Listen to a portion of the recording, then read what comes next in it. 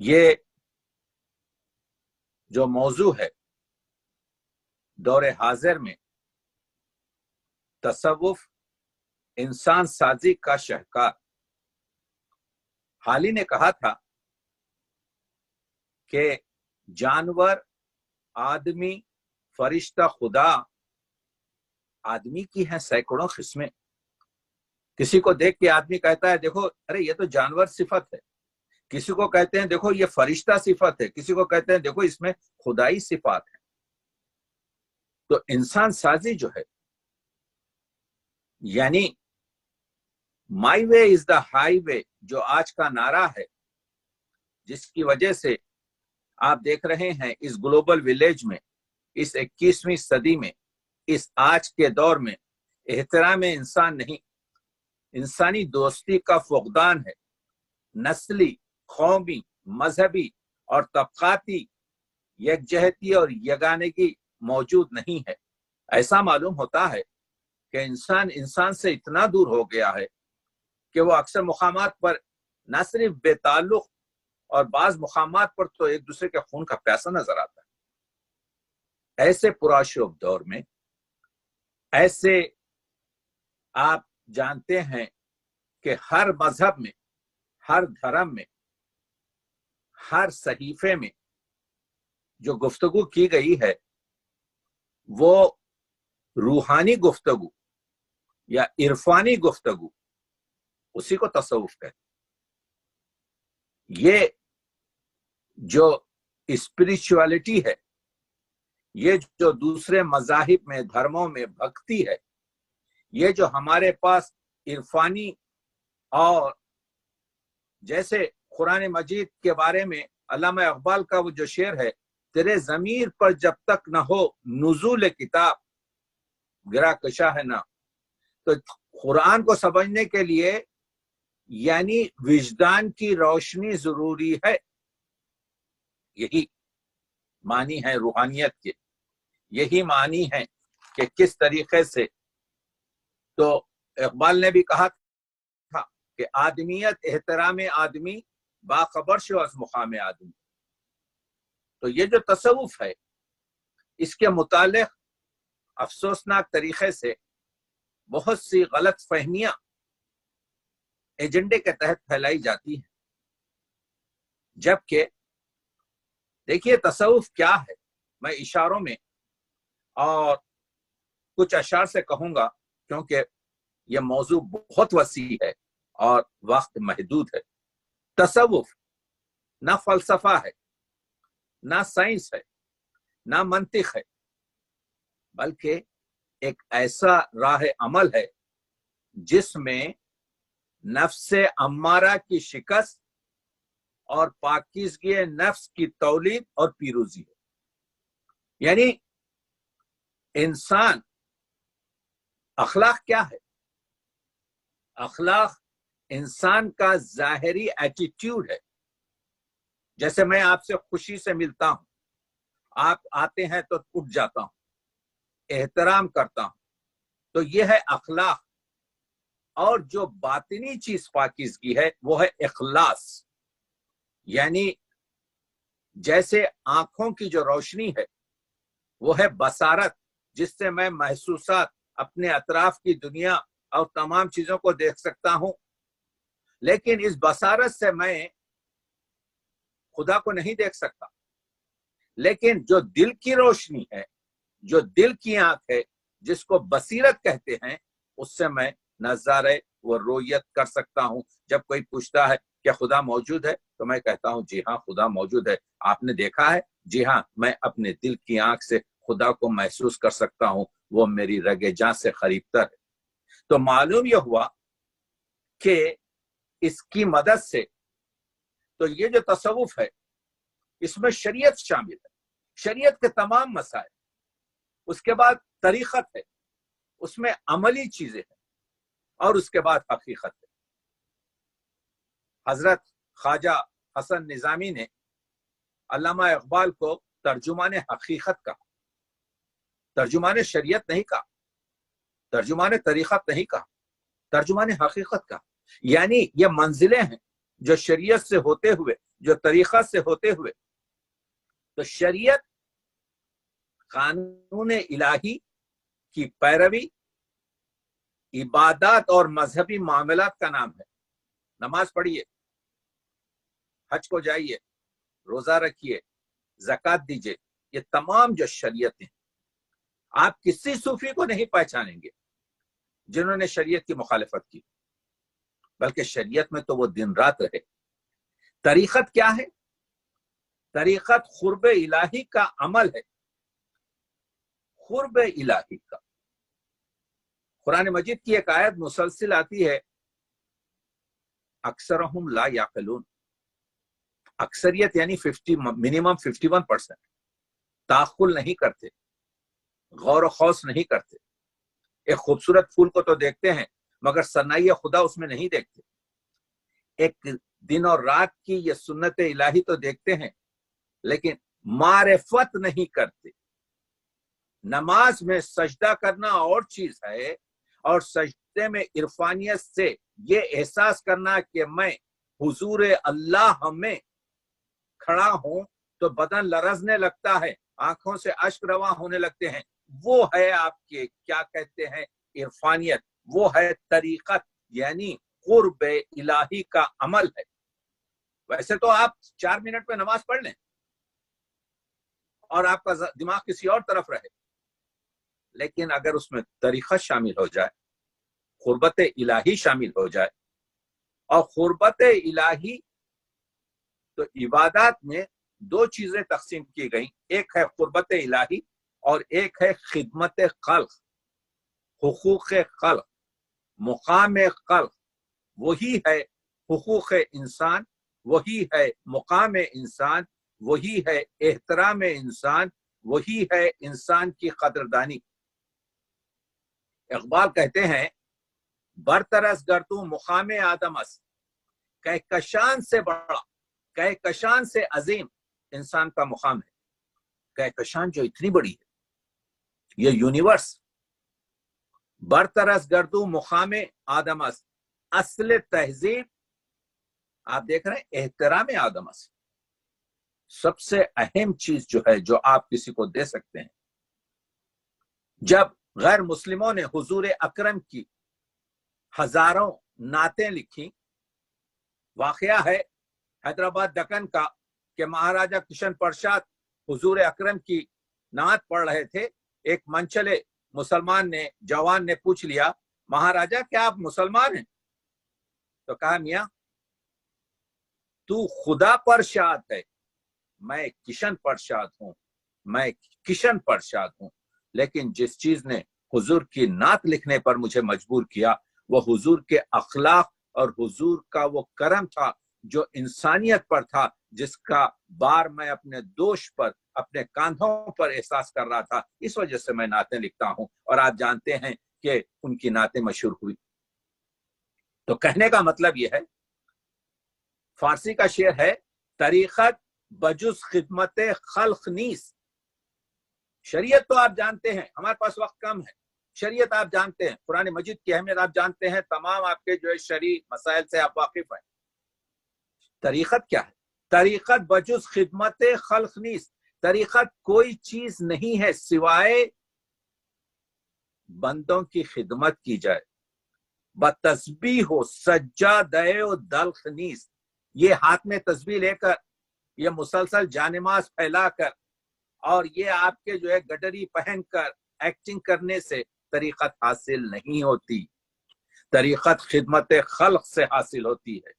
تو آپ نے دیکھا کہ تو معلوم یہ ہوا کہ آج کے دور میں جو ہم گفتگو کر رہے ہیں وہ گفتگو یہ ہے کہ یہی انٹرفیتھ کا بھی مسئلہ جس پر گفتگو ہو سکتی ہے کہ دور حاضر میں، آج کے گلوبل ولیج میں سب سے اہم چیز یہ ہے کہ انسان کی آپ کے جو ہے قدر کرے۔ اور ہم جانتے ہیں کہ بر صغیر جو میرے اس وقت جو بہت سے افراد سن رہے ہیں جو اردو میں، ان کا تعلق آپ کے بر صغیر سے ہے، یہ ہندوستان، پاکستان، بنگلہ دیش، آپ کے جو ہے وہ 10-12 ملکوں میں۔ تو آپ جانتے ہیں کہ صوفیہ کی تاریخ اٹھا کر دیکھیے آپ، تو آپ کو مذہبی رواداری ملے گی، آپ کو قومی یکجہتی ملے گی، آپ کو انسان دوستی ملے گی، آپ کو سماجی یگانگت ملے گی، آپ کو جو ہے ان کی عملی کاوشوں میں ان کی روحانی تعلیمات سے انسان کی عزت کے بارے میں گفتگو ہوگی۔ اور تصوف کا جو محور ہے، تصوف کا جو سینٹر ہے، وہ قلب کی طہارت ہے۔ یہ قلب کیا ہے؟ یہ گوشت کا لچھڑا دل نہیں ہے، یہ قلب جو ہے جس کو ہم دل بھی کہتے ہیں، یہ مرکز ہے، یہ محور ہے وجدان کا، جس سے قلب کی طہارت سے روح کی پاکیزگی حاصل ہوتی ہے۔ جب روح کی پاکیزگی حاصل ہوتی ہے تو اس وقت بندے کا اللہ یعنی بندے کا معبود سے تعلق قائم ہوتا ہے۔ دیکھیے، نماز اپنی جگہ شریعت کی اہم رکن، لیکن تعلق ہے بندہ وہ معبود۔ آپ جانتے ہیں کہ قرآن کی روح سے انسان کتنا ہی حقیر اور کتنا ہی کمزور اور کتنا ہی فسادی نہ ہو، وہ تنہا مخلوق ہے جو احسن التقویم ہے، وہ تنہا مخلوق ہے جو اشرف المخلوقات اور نائب اللہ فی الارض ہے۔ اگر کوئی موجود نائب اللہ فی الارض ہونے کا دعویٰ کر سکتا ہے تو وہ انسان ہے۔ تو انسان اگرچہ کہ یہ جو حیوانات ہیں یہ پورے کمپیوٹرائز ہیں، یہ جو کچھ بھی کام کرتے ہیں وہ اس وجہ سے کام کرتے ہیں کہ ان کے مارکس میں، ان کی جینیٹکس میں، ان کے دماغ کے کمپیوٹر میں وہ چیزیں رکھ دی گئی ہیں۔ ڈاکٹر عبدالرحمن عابد کا شعر ہے جس کا مصرع ہے کہ پکڑا گیا غزال تو میں سوچتا رہا، بچوں کا پیٹ پالنا چیتے کا فرض تھا۔ تو چیتا جب اپنے بچوں کا پیٹ پالنے کے لیے ایک معصوم ہرن کو ٹکڑے ٹکڑے کر دیتا ہے، وہ اس کو اپنا فرض سمجھتا ہے تاکہ بچوں کو پالے۔ تو دیکھ رہے ہیں آپ کہ پکڑا گیا غزال تو میں سوچتا رہا، بچوں کا پیٹ پالنا۔ تو یہ جو لیکن انسان وہ ہے جو مجبور اور آزاد کے درمیانی کیفیت کا حامل ہے۔ وہ ایک فقیر کو پیسہ بھی دے سکتا ہے، ایک انسان کو احترام بھی دے سکتا ہے، وہ ایک نادار کی شادی بھی کرا سکتا ہے، اور وہ کسی یتیم کا حق بھی کھا سکتا ہے۔ تو مجبور اور مختار کے درمیان کی اسی وجہ سے صرف انسان وہ مخلوق ہے جس پر جزا اور سزا کا دار و مدار ہے۔ آ رہے ہیں تو مسئلہ یہ ہوا کہ صوفیہ کہتے ہیں، آپ جانتے ہیں کہ محبت فاتح عالم ہے۔ اب محبت کے بہت سے نام ہیں، یہی ذوق و شوق، یہی عشق، یہی جنون، ہزار مترادفات ہیں۔ تو یہ کلید ہے فتح دل کی۔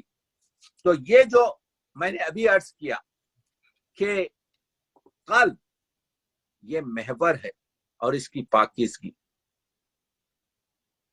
آئیے مولانا روم جو مہم ترین ہمارے پاس جو تصوف کی جو شاعری ہے، سب سے زیادہ جو یوں سمجھیے کہ اس سے زیادہ آج کی دنیا میں کہیں پر اتنا مواد نہیں ملے گا، وہ فارسی میں ہے۔ اور فارسی کے جو شعراء ہیں اس پر پوری ایک گفتگو الگ ہو سکتی ہے۔ تو مولانا روم فرماتے ہیں کہ دل یہ صوفیوں کے ولی ہیں، صوفیوں کے جو ہے آپ کے یوں سمجھیے کہ اسی وجہ سے کہا گیا کہ یہ مثنوی معنوی جو مولانا روم کی مثنوی ہے، جس میں تقریباً 24,800 25,000 کے قریب شعر ہیں، اس کو کہا گیا قرآن در زبان پہلوی، استعارے کے طور پر، یعنی عظیم ترین کتاب ہے جو فارسی میں لکھی گئی۔ تو اس کا شعر ہے، دل بدست آرد کے حج اکبر است، دلوں کو جیت لو، یہی تو حج اکبر ہے۔ از ہزاریں کعبہ یک دل بہتر است، یعنی یہ 1000 طواف کعبے کے کرنے سے بہتر یہ ہے کہ ایک دل کو جیت لیا جائے۔ کیوں؟ दिल वही मुकाम है जहां पर आपके अल्लाह का वजूद है, जहां पर बसीरत की निगाह है, जहां पर दर के माबूद है, जहां से रिश्ते माबूद और अब्द कायम होता है। इसी वजह से हजरत ख्वाजा मोइनुद्दीन चिश्ती रहमतुल्लाह मलफूजात में कहते हैं, हाजी अपने जिस्म से खाने काबा का तवाफ करता है। सुनिए, हाजी अपने जिस्म से खाने काबा का तवाफ करता है, मगर सूफी और आरिफ, सूफी वो है जिसका दिल साफ, आऊंगा उस पर भी आपके जो है, और आरिफ जिसके इरफानियत के जब वो नमाज में खड़ा होता है तो लरसता है, उसकी आंखों से अश्क बहते हैं, वो पूरी चीजें अपनी जिंदगी की खैरात कर देता है, वो तवक्कुल अल्लाह रखता है। वो बड़े मसाइल हैं आरिफ के। तो आज हाजी अपने जिस्म से खाने काबा का तवाफ करता है और सूफी और आरिफ अपने दिल से अर्श और हिजाब के गिर्द तवाफ करता है, अर्श के गिर्द तवाफ करता है और रब काबा की रोयत का, दीदार का तालिब होता है। आप देख रहे हैं फर्क है कि आम हम जब कहते हैं अल्लाहुम्मा लब्बैक लब्बैक, खुदाया हम हाजिर हो चुके हैं, एहराम बांधे हुए, हाजी है। इसीलिए हाफिज ने कहा, दिल दुखाने के अलावा कोई भी काम तसव्वुफ की शरीयत में गुनाह अजीम नहीं। माने ये है कि वो बख्शे जाओगे अगर फर्ज कीजिए नमाज पढ़ना चाहिए, रोजा रखना चाहिए, ज़कात अंजाम देनी चाहिए, तमाम शरीयत का एहतराम करना चाहिए, बिल्कुल करना चाहिए। लेकिन अगर खजा हो गई, अगर आपके छूट भी गया, तो अल्लाह जो है रहीम है, रहमान है, गफ्फार है, बख्श देगा। मगर दिल दुखाने के अलावा कोई भी काम तसव्वुफ की शरीयत में इसलिए गुनाह नहीं। मबाश दर पे आजिर वो हर चे खाही कुन, फकत किसी का दिल मत दुखा, इसके अलावा जो चाहे कर। हाफिज शिराजी के दर शरीयत माँ गैरजी गुनाही नहीं, कि हम सूफियों की शरीयत में, हम सूफियों के फलसफे में, हम सूफियों के आपके मकतब में सिवाय सबसे बड़ा गुनाह किसी का दिल दुखाना है। इसीलिए जो सूफी शायर हैं उर्दू के, आतिश लखनवी कहते हैं, बुतखाना तोड़ डालिए, मस्जिद को ढाइए, दिल को न तोड़िए, ये खुदा का मुकाम है। दिल को जोड़िए, दिल को मत तोड़िए। आप जानते हैं कि ये जो हिकायत है मौलाना रूम की, कि हजरत और खससुल अंबिया में भी आप देखेंगे कि हजरत मूसा जा रहे हैं एक जंगल में, एक चरवाहे को देखते हैं कि वो चरवाहा जवान लड़का है, वो कह रहा है, ऐ खुदा तू कहाँ है, तू जरा नीचे तो आ जा, तुझे मैं अच्छे कपड़े पहनाऊं, तुझे मैं दूध का शरबत पिलाऊं, मैं तेरे बालों में कंघी करूं, मैं तेरी आंखों को सुरमा लगाऊं, मैं तुझे खूब तरीन गजा खिलवाऊं। तो हजरत मूसा ने डंडे से उसको मारा और कहा, बेवकूफ, ये क्या कह रहा है खुदा के लिए तू। मौलाना रूम वहां से अशार बदलते हैं, अल्लाह ने कहा, मूसा तूने ये क्या किया कि मैंने तूने इसका दिल दुखा दिया, तू बराए वसल करदा नौमदी। हजरत मूसा वो जो उलुल आज़म पैगंबर है, हजरत मूसा वो जो कलीमुल्लाह है, हजरत मूसा वो जो उन जिनके हाथ में यद बैजा है, अगरचे के वो यद बैजा जो पैगंबर के हजरत मूसा के हाथ में है, एक उंगलियां उसकी एक छोटी, एक बड़ी, एक मोटी, एक पतली है।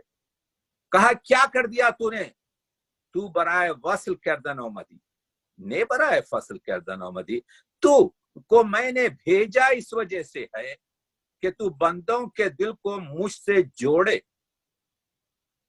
بندوں کے دل کو مجھ سے توڑنے کے لیے میں نے تجھے نہیں بھیجا۔ یہی ہے تصوف، یہی ہے عرفان، یہی ہے گفتگو۔ یعنی معلوم یہ ہوا کہ دلوں کو جوڑنا آپ کے کیا کہتے ہیں خدا کا مقصد ہے۔ تو یہ جو ہم جاتے ہیں کعبے میں، ابھی جو گفتگو کعبے پہ ہو گئی،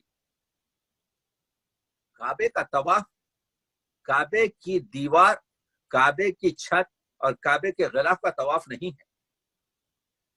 علامہ اقبال پہلے کعبے کی عظمت کے بارے میں کہتے ہیں کہ حرم جز قبلہ قلب و نظر نیس۔ اقبال قلندر ہے، اقبال کے پاس صوفیانہ خیالات ہیں، اقبال کے پاس عرفانیت ہے، اقبال کے پاس بندگی کی وہ تمام خصلتیں ہیں جو معبود سے جوڑتی ہیں۔ حرم جز قبلہ قلب و نظر نیس، یہ کعبہ صرف نظر کا اور دل کا قبلہ نہیں ہے۔ طواف او طواف بام و در نیس، کعبے کا طواف اس کی دیوار اور اس کی چھت کا طواف نہیں ہے۔ میانے ما و بیت اللہ رمزس، ہمارے اور اس اللہ کے گھر میں اللہ سے ایک رشتہ ہے کہ جبریل امین راہ خبر نیست، کہ جبریل خود نہیں جانتے کہ بندے کا، ایک بندے کا کیا رشتہ اللہ کے ساتھ ہے۔ جب آپ جاتے ہیں احرام پہن کر کعبے کے اطراف اور کہتے ہیں اللہم لبیک، اللہ میں آ گیا ہوں، تو آپ کے ساتھ ایک رشتہ قائم جو ہوتا ہے بندے اور اللہ کے درمیان۔ جبریل امین جو رئیس ملک ہیں، جو قرآن مجید کو پیغمبر اکرم پر نازل لائے ہیں، وہ بھی اس راستے میں حائل نہیں ہو سکتے۔ یہ ہے عظمت عشق الہی، یہ ہے تصوف عرفانیت کی جو اہمیت ہے۔ تو عرض یہ کر رہا تھا کہ آپ دیکھ رہے ہیں کہ تو کون سا دل کی ضرورت ہے؟ وہ قلب جو روشن ہو۔ بیدار قلب وہ ہوتا ہے، حضور کی حدیث ہے کہ اگر تمہارا ہمسایہ بھوکا سو جائے تو تم مجھ سے نہ ہو۔ معنی یہ ہے کہ حساس دل ہو، معنی یہ ہے کہ بیدار دل ہو، معنی یہ ہے کہ دل سے درک کرو کہ کیا چیزوں کی ضرورت ہے۔ آپ دیکھ رہے ہیں ایک شعر پھر اقبال کا یاد آ رہا ہے کہ کافری بیدار دل پیش صنم، ایک کافر بیدار دل کے ساتھ اپنے بت کے سامنے بہ دینداری کے خفتندر حرم، اس مسلمان سے بہتر ہے جو کعبے میں سو رہا، یعنی ہی ڈزنٹ کیئر انسانیت کے بارے میں۔ تو آپ دیکھ رہے ہیں یہ ہے تصوف، انسان سازی کا شہکار، یہ ہے عظمت شریعت، یہ ہے قیمت اور مقام طریقت، اور اسی سے انسان جاتا ہے حقیقت۔ جو حالی کا میں نے سب سے پہلے شعر پڑھا، جانور، آدمی، فرشتہ، خدا، بھائی فرشتہ بھی اس منزل پہ نہیں پہنچ سکتا جہاں پر ایک عرفانی صوفی، ایک درد دل انسان پہنچ سکتا ہے۔ تو آپ دیکھ رہے ہیں کہ تصوف کی سب سے پہلی شرط تربیت نفس ہے، تربیت نفس اور انسان سازی ہے، جس میں اخلاق اور اخلاص شامل ہے۔ تو آپ جانتے ہیں کہ جیسا میں نے کہا کہ اخلاق انسانی کا ظاہری اور اخلاص انسان کا باطنی آپ کے جو ہے جوہر ہے۔ تو شریعت کے جو تینوں اجزاء ہیں، یعنی علم، عمل اور اخلاص، ایک دوسرے سے جڑے ہوئے۔ اگر علم میں عمل نہ ہو تو علم بیکار، اور اگر عمل میں اخلاص نہ ہو تو عمل بیکار۔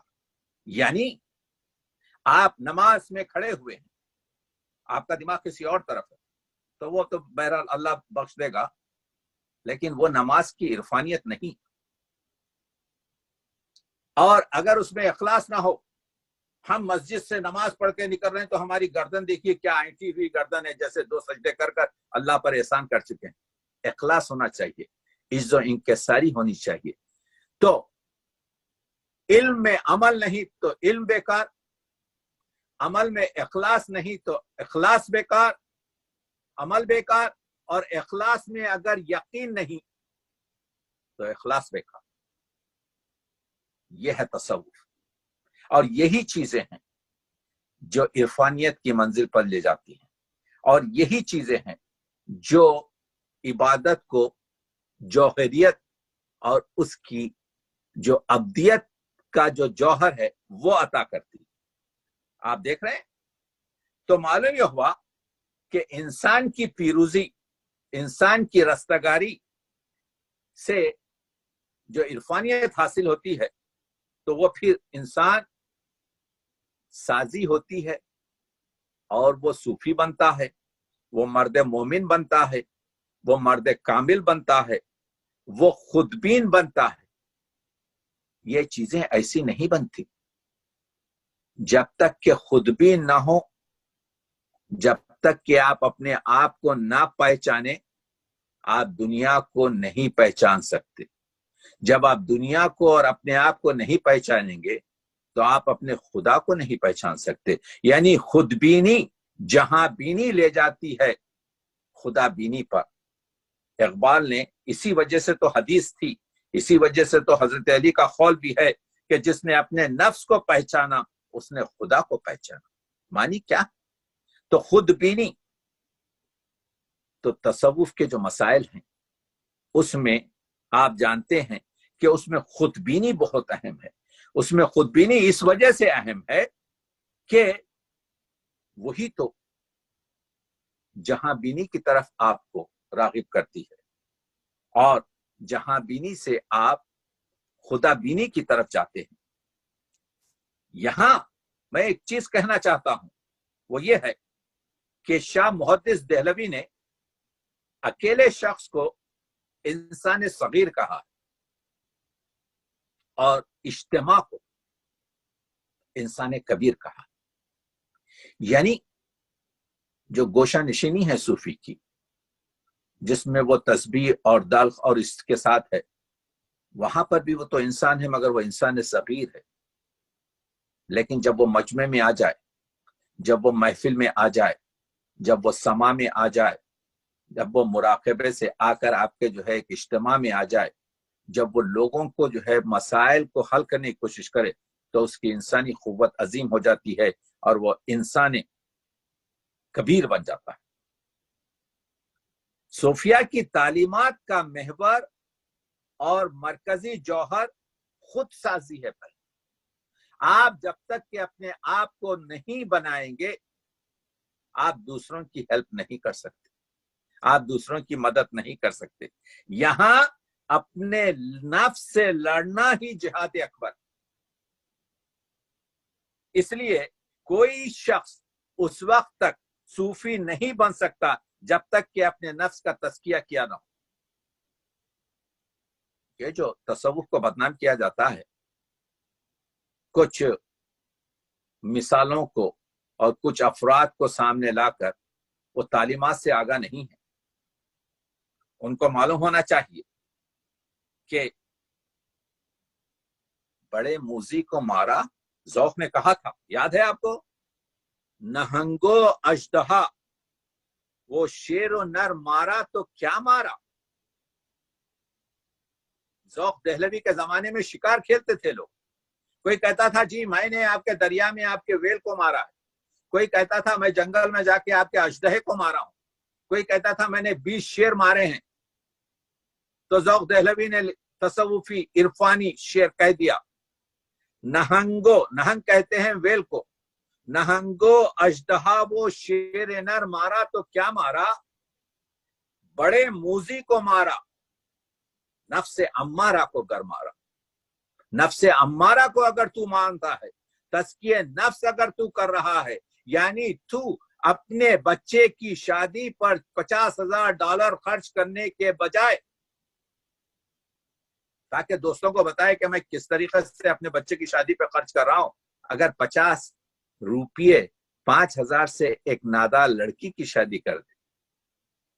नफ्से अम्मारा तो हमेशा कहता है अपनी बड़ाई करते रहे, नफ्से अम्मारा कहता है गरीब का माल खा जा, नफ्से अम्मारा कहता है कि यतीम को वो आ जाए, आएंगे हम करप्शन पर। इकबाल कहते हैं मर्द मोमिन जिंदगी बाखुद बजंग, सूफी मर्द मोमिन वो है जो अपने नफ्स से जंग करता है, बखुद बजंग, बरखुद कहते हैं कि बरखुद उफ्तद, अपने ऊपर हमला आवर होता है मर्द मोमिन, हमचे बर आहू पलंग, मर्द मोमिन जिंदगी बाखुद बजंग बरखुद उफ्तद हमचे बर आहू पलंग। जिस तरीके से एक चीता हिरन पर हमला आवर होता है, उसी तरीके से एक मर्द मोमिन, एक मर्द सूफी, एक जो तसव्वुफ में ख्याल और इरफानियत का रखता है, वो अपना मुहासबा करता है, वो अपने ऊपर अटैक करता है। कि आप देख रहे हैं जिस तरह से कि चीता हिरन पर अटैक करता है, उस तरह मर्द मोमिन अपने अखलाक पर, अपने जो अमलियात हैं, अपनी जिंदगी पर, अपने मसाइल पर वो उसका मुहासबा करता है कि ये काम मैंने कैसा किया। तो जब जाके आपके जो है बनता है, उसकी शिनाख्त ये है। तो मालूम यह हुआ कि खुद साजी जो है सबसे अहम चीज है, और खुद साजी आपको हर जगह मिलेगी। अल्लामा इकबाल ने, वैसे तो ये चीज मसनवी मानवी में मौलवी ने दूसरी तरीके से कही है, लेकिन मैं इस वजह से पेश कर रहा हूं क्योंकि हम लोग बहुत ज्यादा मानूस हैं इकबाल से, और इकबाल मेरी नजर में आपके जो है कलंदर है, मेरी नजर में आपके जो है सूफी है, मेरी नजर में आपके तालीमात इरफानी का बहुत ही सच्चा शायर है। तो इस वजह से पेश कर रहा हूं। देखिए, सूफी को जरूरी नहीं है कि गडरी पड़े रहे, सूफी के लिए जरूरी नहीं है कि आपके जो है बड़ी आपके साहिब रीश रहे, या सूफी के लिए जरूरी नहीं कि लंबे लंबे बाल हों, या सूफी के लिए जरूरी ना हो कि यानी एक खुलिया बना के रहें। सूफी वो है जो इरफान की जौहर से और रोशनी से उसकी फिक्र रोशन। तो इकबाल कहते हैं, ये अभी जो हमने बात की कि खुद शनासी, जहां शनासी, खुदा शनासी कैसे हासिल होगी। कहते हैं शाहिद अव्वल शऊर खीशतन, पहला जीना यह है कि इस अपनी शाहिद अव्वल शऊर खीशतन, खीशरा दीदन ब नूर खीशतन, सबसे पहला स्टेज ये है, सबसे पहला जीना यह है कि अपना आप मुहासबा करो, अपने जमीर, अपने विजदान की रोशनी में देखो तकी आबदी तुम कितने पानी में हो, तकी आबदी तुम कितने सच्चे आदमी हो, तकी आबदी ये तुम में कितनी जाहिर और बनावट और मुलाकात। तो पहले, सबसे पहले अपने विजदान की रोशनी में, अपने विजदान की रोशनी में अपना मुहासबा करो, अपना हिसाब करो। यह है जीने अव्वल, यह है स्टेज 1। शाहिद अव्वल शऊर खीशतन, खीशरा दीदन ब नूर खीशतन। शाहिद सानी शऊर दिगरी, दूसरा स्टेज यह है कि ये देखो शाहिद सानी शऊर दिगरी, खीशरा दीदन ब नूर दिगरी, ये तो देखो कि लोग तुम्हारे बारे में क्या कहते हैं, लोगों की नजर में तुम्हारी क्या अहमियत है, लोगों की नजर में तुम्हारी जो है क्या औकात है, तुमको किस तरीके से देखते हैं। ये हुआ, वो हुआ खुशशनासी, उसके बाद हुआ जहां शनासी, शाहिद सालिस शऊर जाते हक, खीशरा दीदन ब नूर जाते हक। और आखिर में ये होगा कि जब तुम अपने आप को पहचान लोगे, जब तुम अपने आप को रिफाइन कर लोगे, जब तुम पूरे आपके जो है जहान से जो है दुनिया की नजरों में तुम आ जाओगे, तो अब शरीयत के साथ जाते हक के जो शरीयत है उसके अंदर कि तुम इबादत करते हो ना करते हो, तुम अहकामात खुदा को जो है बरलाते हो ना लाते हो, उसमें खीशरा दीदन ब नूर जाते हक, اللہ کی جو روشنی ہے اس کے اندر، تو اللہ کی روشنی آپ کے کیا ہے؟ قرآن مجید ہے. اللہ کی روشنی کیا ہے؟ وہ سیرت محمدی ہے. اللہ کی روشنی کیا ہے؟ وہ آپ کے معصومین کی تعلیمات ہیں. اللہ کی روشنی کیا ہے؟ وہ عرفانیت کی، وہ آپ کے جو ہے اہمیت ہے. تو اس میں جب تم دیکھو گے تو خود بینی حاصل ہوگی، اس کے بعد جہان بینی حاصل ہوگی، اس کے بعد خدا بینی حاصل ہوگی. اس وقت تم اپنے آپ کو تزکیہ نفس کے لیول میں لاؤ گے، تو اس وقت تم کو کہا جائے گا کہ یہ تصوف، یہ آپ کی عرفانیت، یہ روحانیت، یہ بالغی اس وقت حاصل ہوگی. تو آپ نے دیکھا وہ اس وقت حاصل ہوتی ہے جب، اسی وجہ سے آپ کو یہ ہر جگہ ملے گی. صرف تصوف برائے شعر گفتن یہ محاورہ دو جگہ سے استعمال ہوتا ہے. ایک یہ کہ یقیناً ضروری نہیں ہے کہ تصوف کی نظم کا نام ہی رکھا جائے صوفی، نہیں، ہر جگہ آپ کو ملے گی.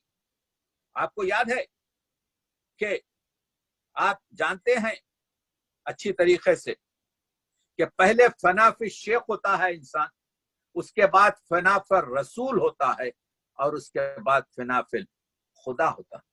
اللہ میں فنا ہونے کے لیے ضروری ہے کہ رسول پاک کی محبت میں، سیرت میں فنا ہو، اور اس سے پہلے اولیاؤں کی آپ کے جو ہے محبت میں فنا ہو.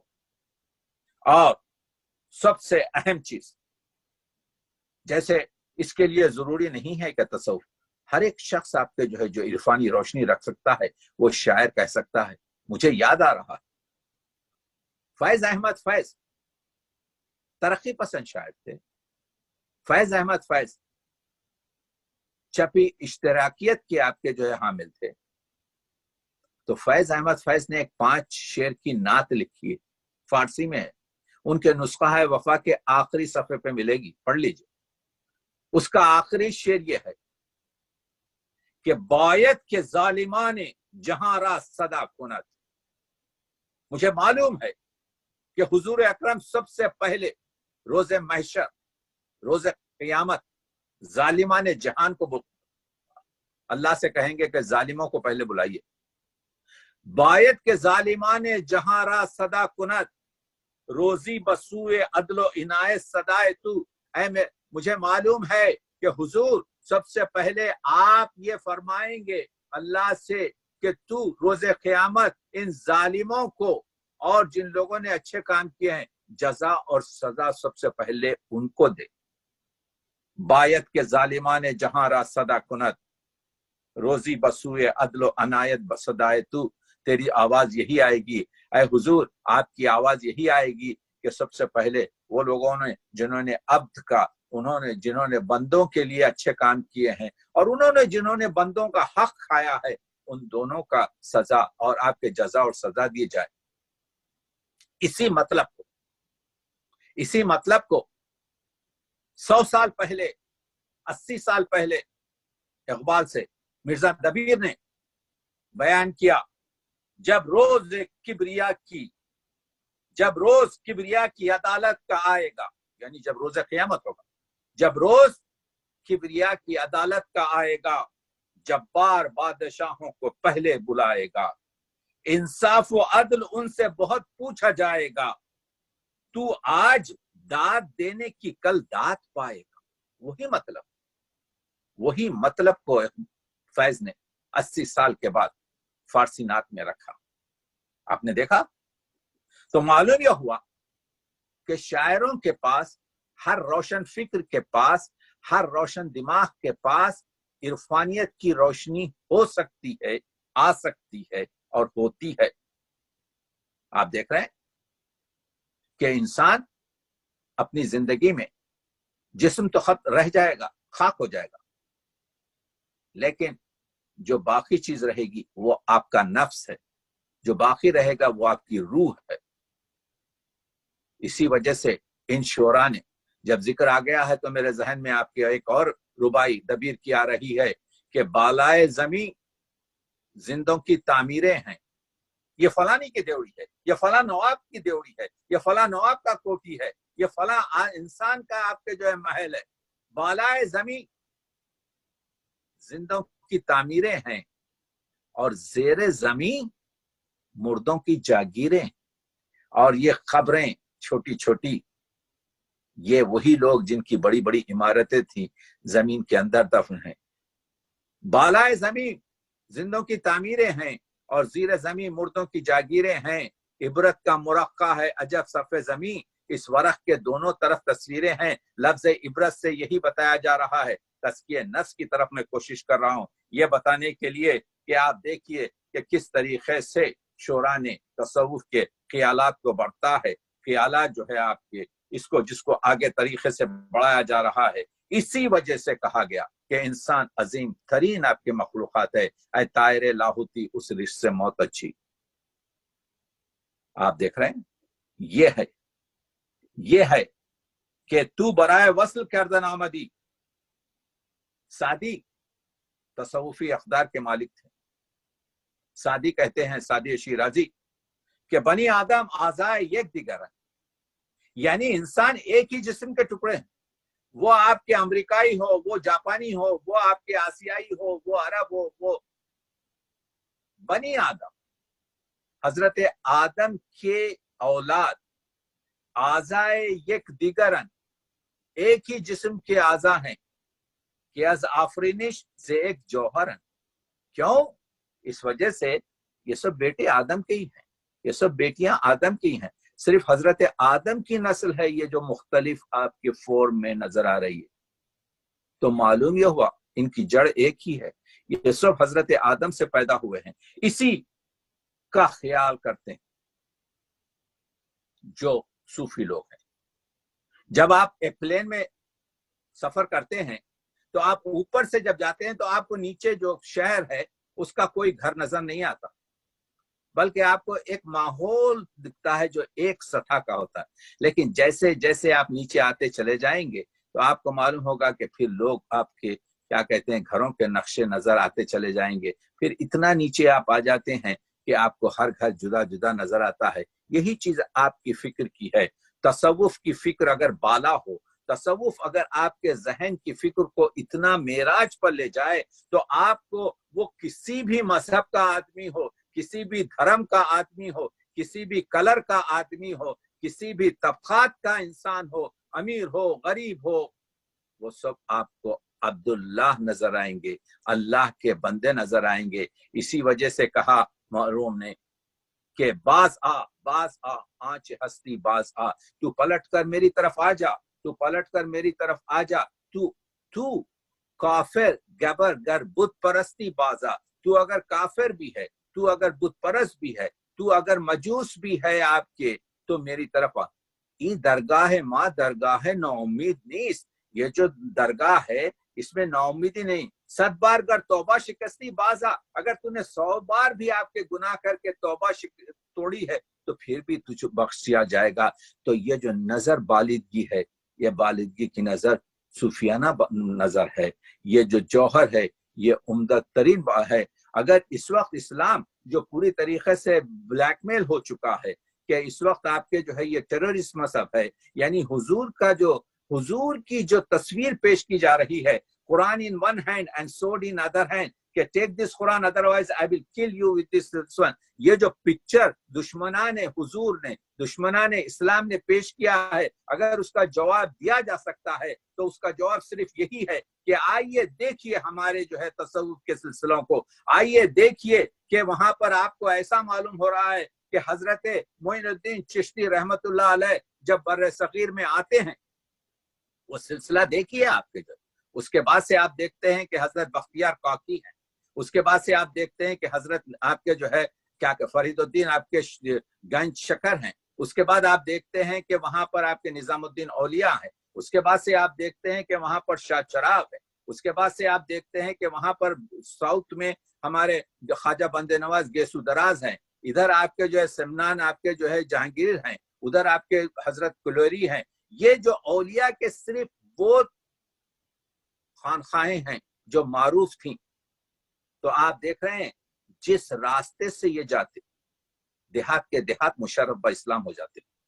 इस्लाम तलवार से नहीं फैला, इस्लाम सुल्तानों से नहीं फैला, इस्लाम جو پوری دنیا میں پھیلا ہے اتنے چھوٹے پیریڈ میں، اخلاق سے، عرفانیت سے، روحانیت سے. اور آپ اسی وجہ سے تو میں عرض کر رہا ہوں کہ اس کو بلیک میل کیا جا رہا ہے، یہ بتانے کے لیے. ابھی میں نے آپ کو حضرت موسیٰ کا قصہ سنایا جن کے ہاتھ میں ید بیضا ہے. ید بیضا یعنی حضرت موسیٰ جو اولو العزم پیغمبر ہیں، جو کلیم اللہ ہیں، ان کے جن کے ہاتھ میں ید بیضا ہے، ان کے ہاتھ کی 5 انگلیاں بھی ایک ساتھ نہیں ہیں. ایک موٹی ہے، ایک چھوٹی ہے، ایک لمبی ہے، ایک پتلی ہے. تو بلینس آف مسلم پورے ایک کیریکٹر کے کیسے ہوں گے؟ بعض ایسے بھی ہوں گے جن کے ہاتھ میں تلوار ہوگی، بعض ایسے بھی ہوں گے جو ہاتھ باندھ کے گردنیں کاٹتے ہوں گے. I agree with that. لیکن اس سے آپ پورے اسلام کو تو رنگ نہیں دے سکتے. عرفانیت کے ان راستوں کو تو دیکھیے آپ. تو اس وجہ سے موجودہ دور میں اس پراشو بلیک میلنگ، اگر آپ کوئی چیز پیش کر سکتے ہیں تو پھر وہ تصوف کے خطروں کو پیش کرنا پڑے گا، جہاں پہ مولانا روم بھی یہ کہہ رہے ہیں کہ تو گبر ہے، تو کافر ہے، تو اگر آپ کے مجوس ہے، تو بت پرست ہے، آ جا ہمارے پاس، کیونکہ یہ درگاہ خداوندی ہے. اسی وجہ سے آپ جانتے ہیں کہ اقبال نے حضور کی حدیث کو شیئر کیا ہے، نظم کیا ہے کہ ای ہمیں روئے زمین مسجد من، یہ پوری زمین میری مسجد ہے. تم جاپان میں بھی سجدہ کر سکتے ہو، تم کعبے میں بھی سجدہ کر سکتے ہو، تم ٹورنٹو میں بھی سجدہ کر سکتے ہو، ہمیں روئے زمین. تو معلوم یہ ہوا کہ انسانیت آج کے دور میں اگر ہم انٹرفیت میں بیٹھیں تو ہم کو اسلام کا وہ خوبصورت آپ کے چہرہ بتانا چاہیے جو ہے کہ کیریکٹر کیا ہے. حضور کا سیرت دیکھیے کہ مدینے میں حضور کے زمانے میں یہودی زندگی کر رہے ہیں. یہ نہیں، اگر وہ روایت صحیح ہے کہ ایک یہودن آپ کے جو ہے کیا کہتے ہیں کچرا معاذ اللہ حضرت کے سر پر ڈالتی ہے. آج ہمارے مولوی کے سر پہ آپ کے جو ہے پانی پھینک کے تو دیکھیے. یہ ہے صحیح اسلام کی. تو دور حاضر میں انسان سازی اسلام کی پوری طریقے سے یہ بتانے کے لیے یہ ہوئی ہے کہ یہاں پر ہر ایک، تو میں عرض کر رہا تھا کہ سعدی نے کہا بنی آدم آزا یک دیگرن کہ از آفرینش یک جوہرن، سب پیدائشی اعتبار سے ایک باپ کی اولاد. تو جب صلح اور شانتی کا مسئلہ رہے گا، ایک دوسرے گیو اینڈ ٹیک کا مسئلہ رہے گا. اسی وجہ سے حافظ نے کہا اگر دنیا میں امن و صلح چاہتے ہو، حافظہ گر وصل خواہی صلح کن با قاس و عام. حافظ اگر امن و شانتی چاہتے ہو تو صلح کرو با خاص و عام، ہر ایک سے. حافظہ گر وصل خواہی صلح کن با خاص و عام، با مسلمان اللہ اللہ، با برہمن رام رام. تو ہر ایک کا جو دین ہے اس کے دین کے ساتھ اس کی توہین مت کرو. با مسلمان اللہ اللہ، با برہمن رام رام. 700 سال پہلے آپ کے کہہ دیا حافظ نے. اور یہی چیز کو آپ کے جو ہے خسرو دہلوی نے 700 سال پہلے کہا کہ مگو مرد ست کشتام در نبرد. اے مرد مت کہے کہ میں نے جنگ میں 100 لوگوں کو کاٹ کے پھینک دیا ہے. مگو مرد ست کشتام در نبرد، یکی زندہ کن تات خوانند مرد. تو ایک مرتے ہوئے کو تو بچا لے تو میں تجھے مرد کہوں گا. تو مرد وہ ہے جو مرتے ہوئے کو بچاتا ہے، مرد وہ ہے جو زندگی بخشتا ہے. یہ ہے تعلیمات. اسی وجہ سے تو آپ دیکھ رہے ہیں کہ 2000 سے زیادہ 9 سپر میں لکھتے ہیں خسرو دہلوی 2000 سے زیادہ اس وقت خانخواہیں موجود ہیں، اور سب سے بڑی خانخواہ جمنا کے کنارے اس وقت حضرت نظام الدین اولیاء کی ہے، اور وہ نظام الدین اولیاء کا خسرو کہ نظام الدین اولیاء کہتے ہیں اگر اسلام اجازت دیتا تو میں کہتا خسرو کو میری قبر میں دفن کرنا۔ وہ خسرو آپ نظام الدین اولیاء کے ملفوظات دیکھیے، فوائد الفوائد میں لکھتے ہیں کہ یہ ترک اللہ ہے، یہ میرا خسرو اور تو یہ جو چیزیں ہیں میں یہ بتانے کی کوشش کر رہا ہوں کہ سماجی ضرورتوں کے علاوہ زبانوں اور بولیوں میں بھی یہ اولیاءوں نے، یہ صوفیوں نے، یہ تصوف کے افراد نے جو محبت کا پرچار کیا ہے۔ دیکھیے زیادہ تر عام طور سے ان کے کرامات اور ان کے کرشمات اور ان کے معجزات اس طرح کی چیزوں پر وقت صرف کیا گیا ہے۔ ان کی تعلیمات دیکھیں، اس پر زیادہ حضرت معین الدین خواجہ اجمیری جو صوفیوں کے سرخیل ہیں بر صغیر کے، فرماتے ہیں خدا اس شخص کو دوست رکھتا ہے، یعنی وہ خدا کا دوست ہے جس میں سخاوت دریا کی طرح ہو۔ کیا جملہ ہے، سخاوت دریا کی طرح ہو۔ ابھی میں نے کہا حضور کی حدیث ہے کہ اگر تمہارا ہمسایہ بھوکا سو جائے،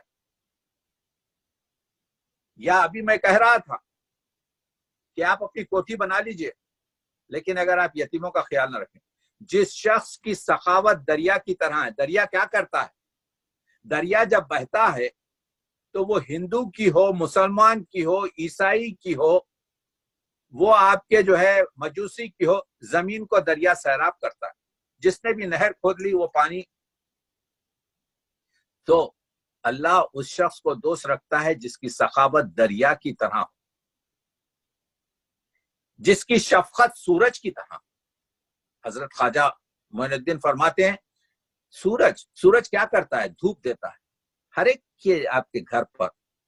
وہ کھیت اگر کسی گبر کا ہو، وہ کسی بت پرست کا ہو، وہ کسی مومن کا ہو، وہ کسی مشرک کا ہو، آپ دیکھ رہے ہیں ہر ایک کھیت پر سورج دھوپ کرتا ہے، ہر آنگن میں اس کی دھوپ پہنچتی ہے۔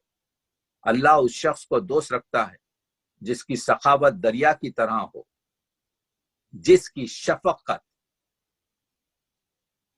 سورج کی طرح ہو، اور جس کی تواضع زمین کی طرح ہو۔ لیجیے آ جائیے آج کے اس موجودہ دور میں انسان سازی کا شہکار کے اس گفتگو سے یہ حضرت معین الدین چشتی کا یہ ملفوظات کا جملہ لیتے جائیے۔ تواضع زمین کی طرح ہو۔ کوئی بھی شخص بیج بو دے زمین میں، اگر اس میں جان ہے تو وہ نمو دے گی، اس کو درخت میں تبدیل کرے گی۔ یہ نہیں دیکھے گی کہ بیج بونے والا شخص کون ہے، اس کا جینیٹکس کیا ہے، اس کا کلر کیا ہے، اس کا اقتصاد کیا ہے، اس کا طبقات کیا ہے، نہیں دیکھے گی۔ تو اس جملے میں کیا ہے؟ جملے میں یہ ہے وہی جو قرآن مجید درست ہے۔ یہ جو قرآن مجید آیا ہے، یہ جو اسلام آیا ہے، پوری دنیا کے لیے آیا ہے۔ تصوف یہی چاہتا ہے، علماء صوفی یہی چاہتے ہیں کہ یہ پیغام عالمگیر ہو۔ خود پرستی، آگے ایک جگہ کہتے ہیں خود پرستی، نفس پرستی در حقیقت بت پرستی ہے۔ یہ بت پرستی ہم کہتے ہیں فلانی بت پرست ہے۔ بھائی تو خود تو خود پرست ہے، تو خود تو نفس پرست ہے، تو سب سے بڑا بت پرست ہے۔ بڑے موسی کو مارا، نفس امارہ کو گھر مارا۔ علامہ اقبال ایک نظم لکھتے ہیں حضرت علی کے اسماء پر۔ حضرت علی فرماتے ہیں کہ پیغمبر نے مجھے ابو تراب کہا، یعنی مٹی کا باپ۔ یہ کنیت مجھے بہت پسند ہے۔ اقبال اس کا ترجمہ کرتے ہیں، مرتضی کس تیغ او حق روشن است، علی کو مرتضی اس وجہ سے کہتے ہیں کہ ان کی تلوار سے حق روشن ہوا، بوتراب از فتح اقلیم تنس، علی کو بوتراب اس وجہ سے کہتے ہیں کہ علی نے اپنے مٹی سے بنائے ہوئے بدن پر پوری طریقے سے اس طریقے سے قابو پا لیا تھا، اس طرح سے نفس امارہ کو کاٹ کے پھینک دیا تھا جیسے ایک بیٹے کے وجود پر باپ کا تسلط ہے۔ تو ابو تراب یعنی مٹی کا باپ، یعنی مٹی سے بنے ہوئے جسم پر پوری طریقے سے جو کمنٹ کرنا ہے، جو آپ کے اختیار حاصل کرنا ہے، وہ ذات اقدس علی میں ہے۔ تو اس وجہ سے یہ پسند تھا۔ تو معلوم یہ ہوا کہ ہم اگر اپنے جسم کو اگر نفس امارہ سے کلین کریں، اگر ہم آپ کے جو ہے مٹی کو جوہر بنا دیں، تو آپ دیکھ رہے ہیں تو یہ افراد میں جو ذات پات ہے، یہ رنگ و نسب ہے، یہ پیشے اور طبقات ہیں، اس کو آپ سے جو ہے نکالنا چاہیے۔ تو یہ ہے تو وہ چیز جس کے بارے میں جب جا کے آپ کہیں گے، اقبال کا شعر، کس نہ باشد در جہاں محتاج کس، اقبال کہتے ہیں کہ یہ اقبال کے پاس یہ خیالات کہاں سے آ رہے ہیں؟ اقبال اپنے آپ کو مرید کہتے ہیں، کس کا؟ مولانا روم کا۔ مولانا روم کے آپ کے یہ جو ہیں وہ مرشد ہیں، یہ مرید ہیں، اور یہ تمام چیزیں اقبال کو انہی تصوف کے علماء سے، کہیں سنائی سے، کہیں سعدی سے، کہیں آپ کے کیا کہتے ہیں حمدانی سے، کہیں داتا گنج سے، ان تمام افراد سے ملی ہے۔ اسی وجہ سے تو کہتے ہیں کہ کس نہ باشد در جہاں محتاج کس، کوئی بھی اس دنیا میں دوسرے شخص کا محتاج نہ رہے۔ یہ نہیں کہہ رہے ہیں کہ کوئی مسلمان دوسرے مسلمان کا محتاج نہ رہے، اقبال کہہ رہے ہیں کوئی شخص بھی۔ نقطۂ شر مبین است، تو بس اسلام کا سب سے اہم جوہر یہی ہے کہ کوئی شخص اس دنیا میں دوسرے شخص کا محتاج نہ رہے۔ ایک جگہ کہتے ہیں کہ میں نے جو اپنے فلسفے لا الہ الا اللہ کو، توحید کے مسئلے کو جو جوہر ترین اور محور ترین اور سینٹرل ترین جو اپنے شاعری کا مرکز قرار دیا ہے، وہ اسلام کی تبلیغ نہیں ہے، بلکہ ایک ایسے معاشرے کی تشکیل ہے جس میں سوائے اللہ کے کسی اور کی غلامی برداشت نہ کی جائے، اور یہی ایک سجدہ کیا جائے جو 1000 سجدوں سے نجات دے دیا جائے۔ یہی ایک ایسا سجدہ ہو کہ جس کی وجہ سے پوری آپ کے جو ہے یہ جو دنیا کے سجدے ہیں، یہ انسانوں کے من نہ دیدم سگی پیش سگی سب کر، میں نے آج تک نہیں دیکھا۔ میں نے انسانوں کو دوسرے انسانوں کے سامنے سجدے کرتے دیکھا، لیکن میں نے آج تک نہیں دیکھا، اقبال کہتے ہیں، کہ ایک کتا آپ کے دوسرے کتے کے سامنے سجدہ کرے۔ تو انسان جو ہے کتوں سے بھی بدتر ہو گیا ہے۔ اس وجہ سے چاہتے یہ ہیں کہ فلسفہ لا الہ کو آگے بڑھایا جائے، تاکہ لا الہ میں صرف اللہ کی جو ہے حکومت ہے۔ تو یہ تمام چیزیں آپ کے جو ہے آ جائیں گی۔ کس نہ باشد در جہاں محتاج کس، نقطۂ بندے حق بے نیاز از ہر مقام، مقام کی ضرورت نہیں ہے۔ بندے حق وہی صوفی ہے، بندے حق وہی مرد مومن ہے، بندے حق وہی مرد مجاہد ہے، بندے حق وہی مرد کامل ہے۔ بندے حق بے نیاز از ہر مقام، he doesn't care، اس کو کسی چیز کی ضرورت نہیں، نہ غلام ہو رہا نہ اس کا غلام، نہ وہ کسی کا غلام ہے اور نہ کسی کو وہ غلام بناتا ہے۔ تو آپ نے دیکھا کہ یہ جو تعلیمات ہیں آج کے اس دنیا میں چاہتا یہ ہوں، کیونکہ یہ جو ہمارے نوجوان یہاں پر ٹورنٹو میں مراقبہ اور یہ سما حال میں جو خوبصورت گفتگو عظیمیہ آپ کے جو ہے، یہ جو اہم میں نے جو بتائے ہیں عظیم اولیاء، اب میں وہ یہ بتانے کی کوشش کر رہا ہوں کہ یہاں پر جو روشنی پھیلی گئی ہے قلندر بابا اولیاء کی، تو قلندر بابا اولیاء سے بہت سے لوگ اس وجہ سے واقف نہیں ہیں، بہت سے لوگ واقف ہیں لیکن بہت سے لوگ اس وجہ سے بھی واقف نہیں ہیں کہ وہ بلند شہر ہندوستان میں 1898 میں پیدا ہوئے اور پھر انہوں نے تعلیمات دی. دیکھیے یہ روشنی ہے, کہیں سے لیں, اپنے نانا سے انہوں نے حضرت تاج الدین ناگپوری سے تصوف کی تعلیمات حاصل کی. پھر وہی مشقت چکی, یہ ہیں صوفی لوگ جو الیکٹرانک انجینئر ہوتے ہوئے بھی, علی گڑھ کے پڑھے ہوتے ہوئے بھی اپنی روٹی کما رہے تھے. لوگوں کو بدنام کیا جاتا ہے کہ بھئی یہ تو جو ہے صوفی لوگ, آپ کے ان کے ہاتھوں کو دیکھیے, ان کے ہاتھوں میں کبھی آپ کے جو ہے کبھی ان لوگوں نے کوئی آپ کے کام ہی نہیں کیا. نہیں, آپ دیکھیے زندگی. حضرت سید محمد عظیم برقیہ, جن کو ہم قلندر بابا اولیاء کہتے ہیں, جن کے نام سے یہ مراقبہ حال میں گفتگو ہوتی ہے, عظیم شاعر ہیں. ان کا تعلق 11ویں امام حسن عسکری سے, اور یہ علی گڑھ وغیرہ سے کرنے کے بعد سے پھر وہ 1947 میں کراچی جاتے ہیں, اور کراچی میں وہاں پر یہ آپ کے کیا کہتے ہیں ایک سلسلہ جو عظیمیہ ہے, بڑے ادیب ہیں, بڑے صوفی ہیں, بڑے روحانی اور عرفانی مسائل سے حاصل ہیں. ان کی کتابیں دیکھیے آپ کے, کبھی لوح و قلم ملے گی, علم و عرفان ملے گی. جو مجھے اٹریکٹ کیا ہے سب سے زیادہ, کیونکہ میں ادیب اور شاعر وغیرہ کی وجہ سے, ان کی روایات. وقت نہیں ہے, اس وجہ سے میں چاہتا ہوں کہ آپ کو یاد ہے وہ خیام کی ربائی کہ برسنگ زدم دوش صبح کاشی, سرمش شدم چو کردم اوں اوباشی. میں نے وہ جو ہاتھ میں پھیلا تھا مٹی کا ساغر, اس کو میں نے پتھر پہ مار کے توڑ دیا, اور کیونکہ نشے میں تھا, کیونکہ جو ہے معرفت کا نشہ ہے یا آپ کے نشہ ہے, اس میں نے توڑ دیا. تو اس نے اس کوزے سے آواز آئی, بمن با زبان حال می گفت سبو من چو تو بودم تو نیز چو من باشی. تو چاہتا ہے کہ میں کل تیرا جیسا تھا اور آج تو نے, یعنی جب ہم مر جائیں گے تو ہمارا جسم مٹی بن جائے گا. اس مٹی سے کیا ہوگا؟ اس مٹی سے کوزہ بنایا جائے گا, اور کوزے جب ٹوٹ جائیں گے تو اسی طریقے سے آپ کے پھینک دیے جائیں گے. تو آپ دیکھ رہے ہیں کہ قلندر بابا فرماتے ہیں, یہ پرانی جو چیز تھی کہ معلوم شد کہ ہیچ معلوم نہ شد, معلوم نہیں کہاں سے آتا ہے, معلوم نہیں کہاں سے آنا ہے مرا, معلوم نہیں کہاں پہ جانا ہے میرا. یہ علم کے کچھ علم نہیں ہے مجھ کو, کیا علم کے کھونا ہے کہ پانا ہے میرا. وہی چیز ہے جو فارسی میں ہے ہمارے لیے, کیونکہ ہمارے پاس اب فارسی نہیں رہی, اردو رہی ہے. تو آپ دیکھ رہے ہیں کہ بابا اولیاء نے فرماتے ہیں کہ کس طریقے سے یہ دور جہاں کیا ہے بتا اے ساقی, اس راز کو ہم سے نہ چھپا اے ساقی.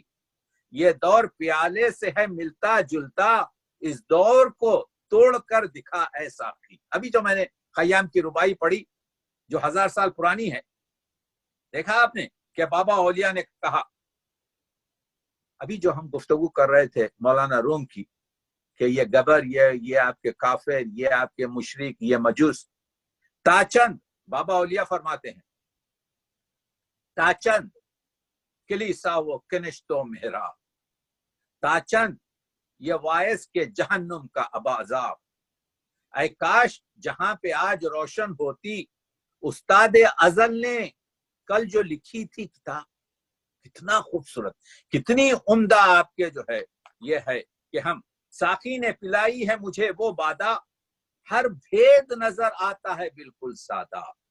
ہر چیز ہے چند مرحلے مٹی کے, یہ خشت سر خم ہے کہ سر شہزادہ.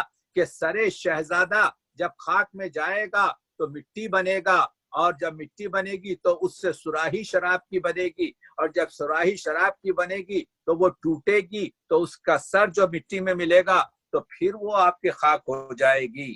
یہ سرو ہیں, یہ سرو کا درخت جو باغ کی خوبصورتی ہے, یہ سرو ہیں سب سرو قدوں کی مٹی, یہ لالے ہیں سب لالا رخوں کی مٹی, یہ سبزہ ہے سب زہرا وشوں کی مٹی, جگنو ہے تمام سیم بروں کی مٹی. آپ کو یاد ہے کہ غالب نے کہا تھا خاک میں کیا صورتیں ہوں گی جو پنہا ہو گئیں, اور آپ کو یاد ہے وہ شعر مولانا روم کا کہ مولانا روم نے کہا تھا کہ کیا کہا تھا مولانا روم نے کہ یہ کوزاگر اور کوزا یہ سب مٹی کی طریقے سے ہیں، یہ مٹی یہ کوزا ہے، یہ کوزاگر ہے، یہ مٹی ہزار شکل کا محور ہے، یہ مٹی ہی انگور ہے اور میں خانہ، یہ مٹی ہی ساقی کا رخ انور ہے۔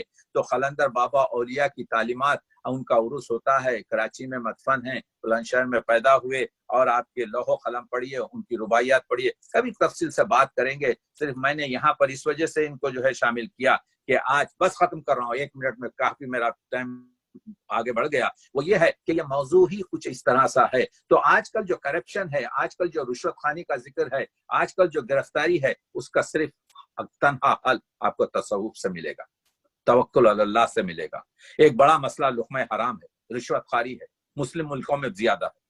تو رومی سے، مولانا روم سے اسی پوچھا تھا اقبال نے، اسی وجہ سے اس کا سوال ہی کیا تھا مولانا روم سے، کیونکہ ان کو معلوم ہے کہ اگر کرپشن کا کوئی علاج ہے دور انسان سازی کی سب سے بڑی چیز جو ہے، حقوق جو ہے انسان سازی، دوسرے انسان کے ساتھ جو ظلم ہے، اور ظلم کی سب سے اہم چیز جو ہے وہ آپ کے کرپشن ہے۔ جب آپ ایک روٹی میں سے پوری روٹی آپ کھا لیں، ایک لقمہ غریب کو جس میں 10 غریب بیٹھے ہوں کھائیں، تو کسی کا پیٹ نہیں بھرے گا۔ تو رومی نے سوال کیا تھا، اقبال نے رومی سے سوال کیا تھا، علم و حکمت کا ملے کیوں کر سراغ، کس طرح ہاتھ آئے سوز و درد و داغ۔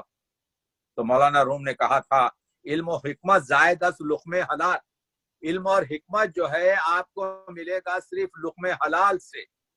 عشق و رقت آئے از لقمہ حلال، یہ عشق، یہ محبت، یہ دنیا کے ساتھ محبت سب لقمہ حلال سے ملے گی۔ تا ندانی نقطۂ عقل الحلال، جب تک تو عقل الحلال یعنی کیسے حلال کی روٹی کھائی جا نہیں سمجھ سکتا، بڑ جماعت زیستن گردت مال، تو مسلمان یا تو اپنی جماعت میں خام نہیں رہ سکتا۔ آہ یورپ زئی مقام آگاہ نیست، یعنی یورپ کو آپ کے جو ہے تصوف کا بیان ہی معلوم نہیں ہے۔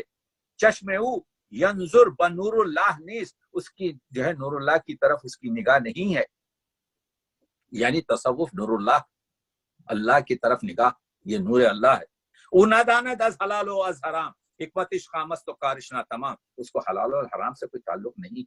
تو کرپشن کے لیے بھی جو انسان سازی کا بہت اہم پوائنٹ ہے، آپ کو عرفان، توکل، اور اب آپ کو جو ہے کریم جو تجھے دینا ہے بے طلب دے دے، فقیر ہوں پر نہیں حاجت سوال مجھے۔ تو فقیروں کے پاس جو توکل ہوتا ہے، فقیروں کے پاس جو آپ کے جو ہے جو کچھ بھی رہتا ہے، جو اپنی زندگی دے سکتے ہیں، تو معلوم یہ ہوا خودی کے نگہباں کو ہے زہر ناب، وہ نان جس سے جاتی رہی اس کی تاب، وہی نان ہے اس کے لیے ارجمن، رہے جس سے دنیا میں گردن بلند۔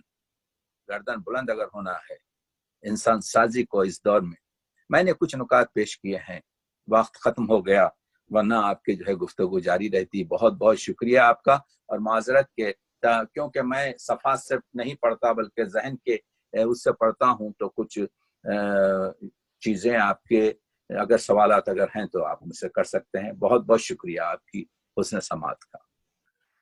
ماشاءاللہ ڈاکٹر صاحب، آپ کا بہت بہت شکریہ کہ آپ نے اتنے مختصر سے وقت میں اتنے جامع انداز میں تصوف کے بارے میں ہم طالب علموں کے علم میں اضافہ فرمایا۔ یقیناً ہمیں تصوف کے بارے میں مزید جاننے کی ضرورت ہے، اور تصوف کے بارے میں جو لوگوں کے ذہنوں میں جو غلط کانسیپٹس ہیں اس کو دور کرنے کی ضرورت ہے، اور آپ کی اس کوشش سے یقیناً ہمیں مدد ملے گی۔ اب جیسے مفکر، ادیب، شاعر لوگوں کی مدد سے یقیناً یہ کام اور آگے بڑھے گا انشاءاللہ۔ تو اب آپ جو ہے سوال و جواب کا سیشن ہم شروع کرتے ہیں۔ آپ لوگوں کے ذہن میں ڈاکٹر تقی عابدی صاحب کے اس لیکچر کے حوالے سے کوئی سوال ہو تو آپ کائنڈلی ہینڈ ریز کر لیں اور پھر ان میوٹ کر کے آپ پوچھ سکتے ہیں۔ اگر کوئی ٹائپ کرنا چاہے تو وہ ٹائپ بھی کر سکتا ہے۔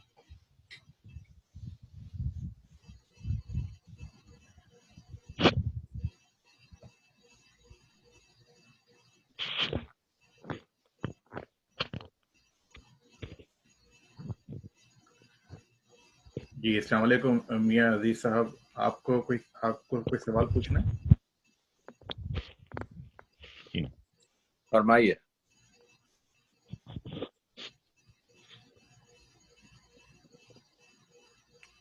انمیوٹ کر کے پوچھ سکتے ہیں سوال۔ السلام علیکم۔ یہ کسی نے چیٹ باکس میں ڈالا ہے کہ تصوف پر بہترین کتابیں ریکمینڈ کریں. دیکھیے تصوف پر آپ کے جو ہے یعنی کئی کتابیں ہیں، لیکن ہمارے یوں سمجھیے کہ خلیفہ کی اور پروفیسر علوی آج کل جو علی گڑھ یونیورسٹی کے اور جن کا تعلق آپ کے جو ہے خود خاندان تصوف سے ہے، 10-15 جدید کتابیں لکھی ہیں. آج کے ماحول کے لحاظ سے میں یہ چاہوں گا کہ جو گزشتہ 20-30 سال میں جو آپ کے کتابیں لکھی گئی ہیں اس میں آسان اردو اور اچھی آپ کے مثالیں ہیں. مجھ سے اگر کانٹیکٹ کریں ہمارے سلمان سلطان صاحب کے ذریعے تو میں کچھ کتابوں کے اچھے نام دوں گا جس سے استفادہ کر سکتے ہیں. میرا وہ دے دیجئے آپ کے کیا کہتے ہیں واٹس ایپ نمبر. میں کچھ کتابوں کے پہلے میں بات کرنا چاہتا ہوں کہ کس لیول کے ہیں اور کیونکہ تمام کتابیں یہ ایک بہت بڑا آپ کے ذخیرہ ہے تو جس سے عامی اور عالم دونوں استفادہ کر سکتے ہیں. میرا ٹیلی فون نمبر دے دیں تو میں خلیفہ کے جو ہے عبدالحکیم وغیرہ کی بھی کتابیں جو عام طور سے تشبیہات رومی وغیرہ جو ہے عمدہ ہیں، اور آج کل بہت زیادہ کتابیں تو پروفیسر علوی صاحب کی میں بہت پسند کرتا ہوں کیونکہ وہ پروفیسر ہیں اس وقت، ڈین آف فیکلٹی علی گڑھ یونیورسٹی کے، اور مسلسل آپ کے جو ہے 12-14 کتابیں تو بڑی خوبصورت لکھ چکے ہیں جو آج کی ہماری تصوف کی جو یوں سمجھیے کہ علمیت کے بارے میں مدد کر سکتے ہیں. جی کوئی اور سوال؟ میں ایک سوال کر سکتا ہوں؟ جی ضرور. آپ اپنا نام بتا دیجیے. رضا عبدی نام ہے آپ کا؟ تقی بھائی السلام علیکم، میں رضا بول رہا ہوں. جی رضا صاحب کیسے ہیں آپ؟ خیریت سے ہیں؟ ٹھیک ٹھاک الحمدللہ. تقی بھائی یہ جو تصوف کا جو سلسلہ ہے اس میں باضابطہ یہ انسٹیٹیوشنلائزڈ ہوتا ہے، مطلب کوئی ایک پروسیجر ہوتا ہے اس میں، یا جیسے میرے خیال میں ریکوائرمنٹ اس میں آپ کا مرشد کا ہونا بہت ضروری ہے، اس قسم کی باتیں مطلب سننے میں. تو میرا سوال یہ تھا، کیا یہ ایک سرٹن پیٹرن ہوتا ہے جس سے آپ پروگریس کرتے ہیں ٹورڈز تصوف، یا like how does that work? دیکھیے تصوف کو اب اس طرح سے سمجھیے کہ ایک تحریک ہے اور ایک تنظیم ہے، ٹھیک ہے. Birds of same feather flock together مشہور ہے، ٹھیک ہے.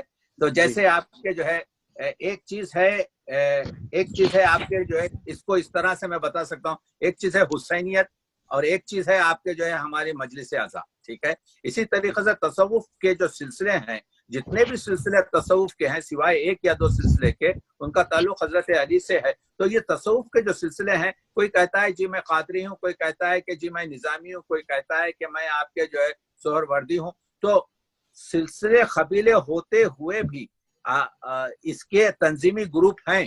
یعنی اگر محفل سما میں آپ جانا چاہتے ہیں یا آپ کے جو ہے کچھ خاص عروس وغیرہ، وہ اس کا تعلق آپ کے جو ہے علمیت اور عرفانیت اور اس کا خاص کوئی تعلق ہر ایک دوسرے سے جڑے ہوئے ہیں. یعنی ان میں کوئی میں نے یعنی تفریقہ نہیں دیکھا تنظیمات کے لحاظ سے، کیونکہ ایک خانخواہ ہے تو اب خانخواہ کے جو ہے متولی جو ہوتے ہیں اب وہ عرس کرتے ہیں، اور وہ تھوڑا سا اس میں مسائل آئے بعد میں. جب دیکھیے جب کبھی بھی کوئی ایک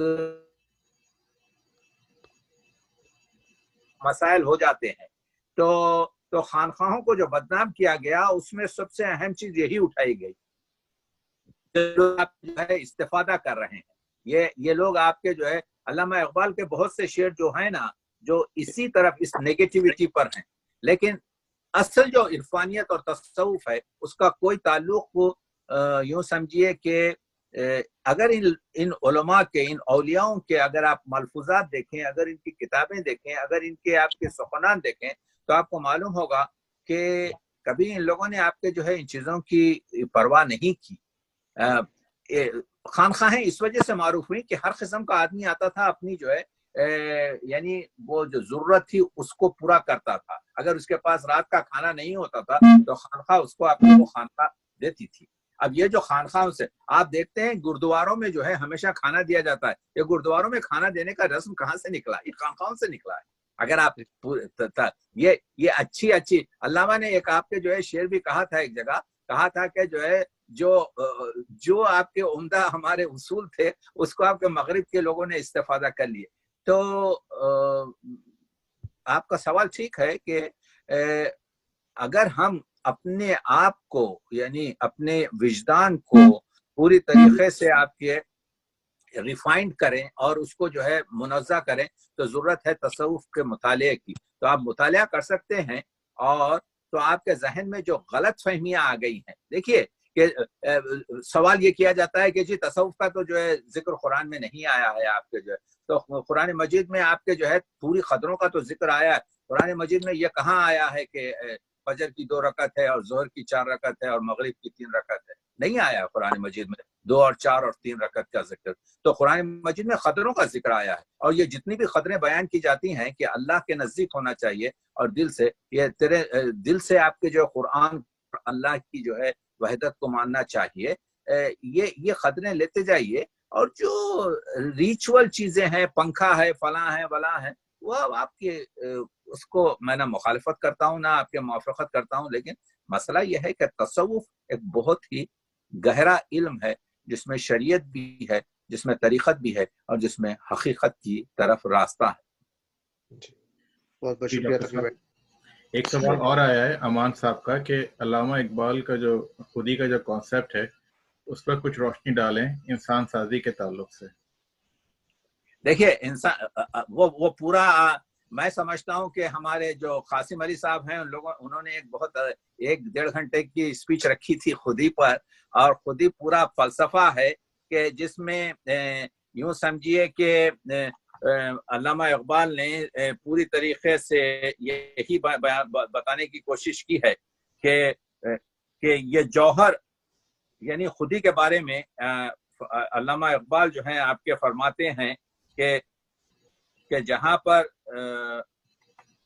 خودی ہی سے انسان اپنا تزکیہ نفس کر سکتا ہے، ٹھیک ہے، کیونکہ جہد کن در بے خودی خودیا خودرا بیاب، یعنی علامہ اقبال آپ کے جو ہے اسرار خودی کے آغاز میں جو مولانا کے اشعار لاتے ہیں، جہد کن در بے خودی خودرا بیاب، اس کے بعد سے آگے کر کے کہتے ہیں کہ عشق کی جو منزلت ہے وہ خودی سے ہی آپ کے جو ہے کیا کہتے ہیں میچور ہوتی ہے اور عظیم ہوتی ہے.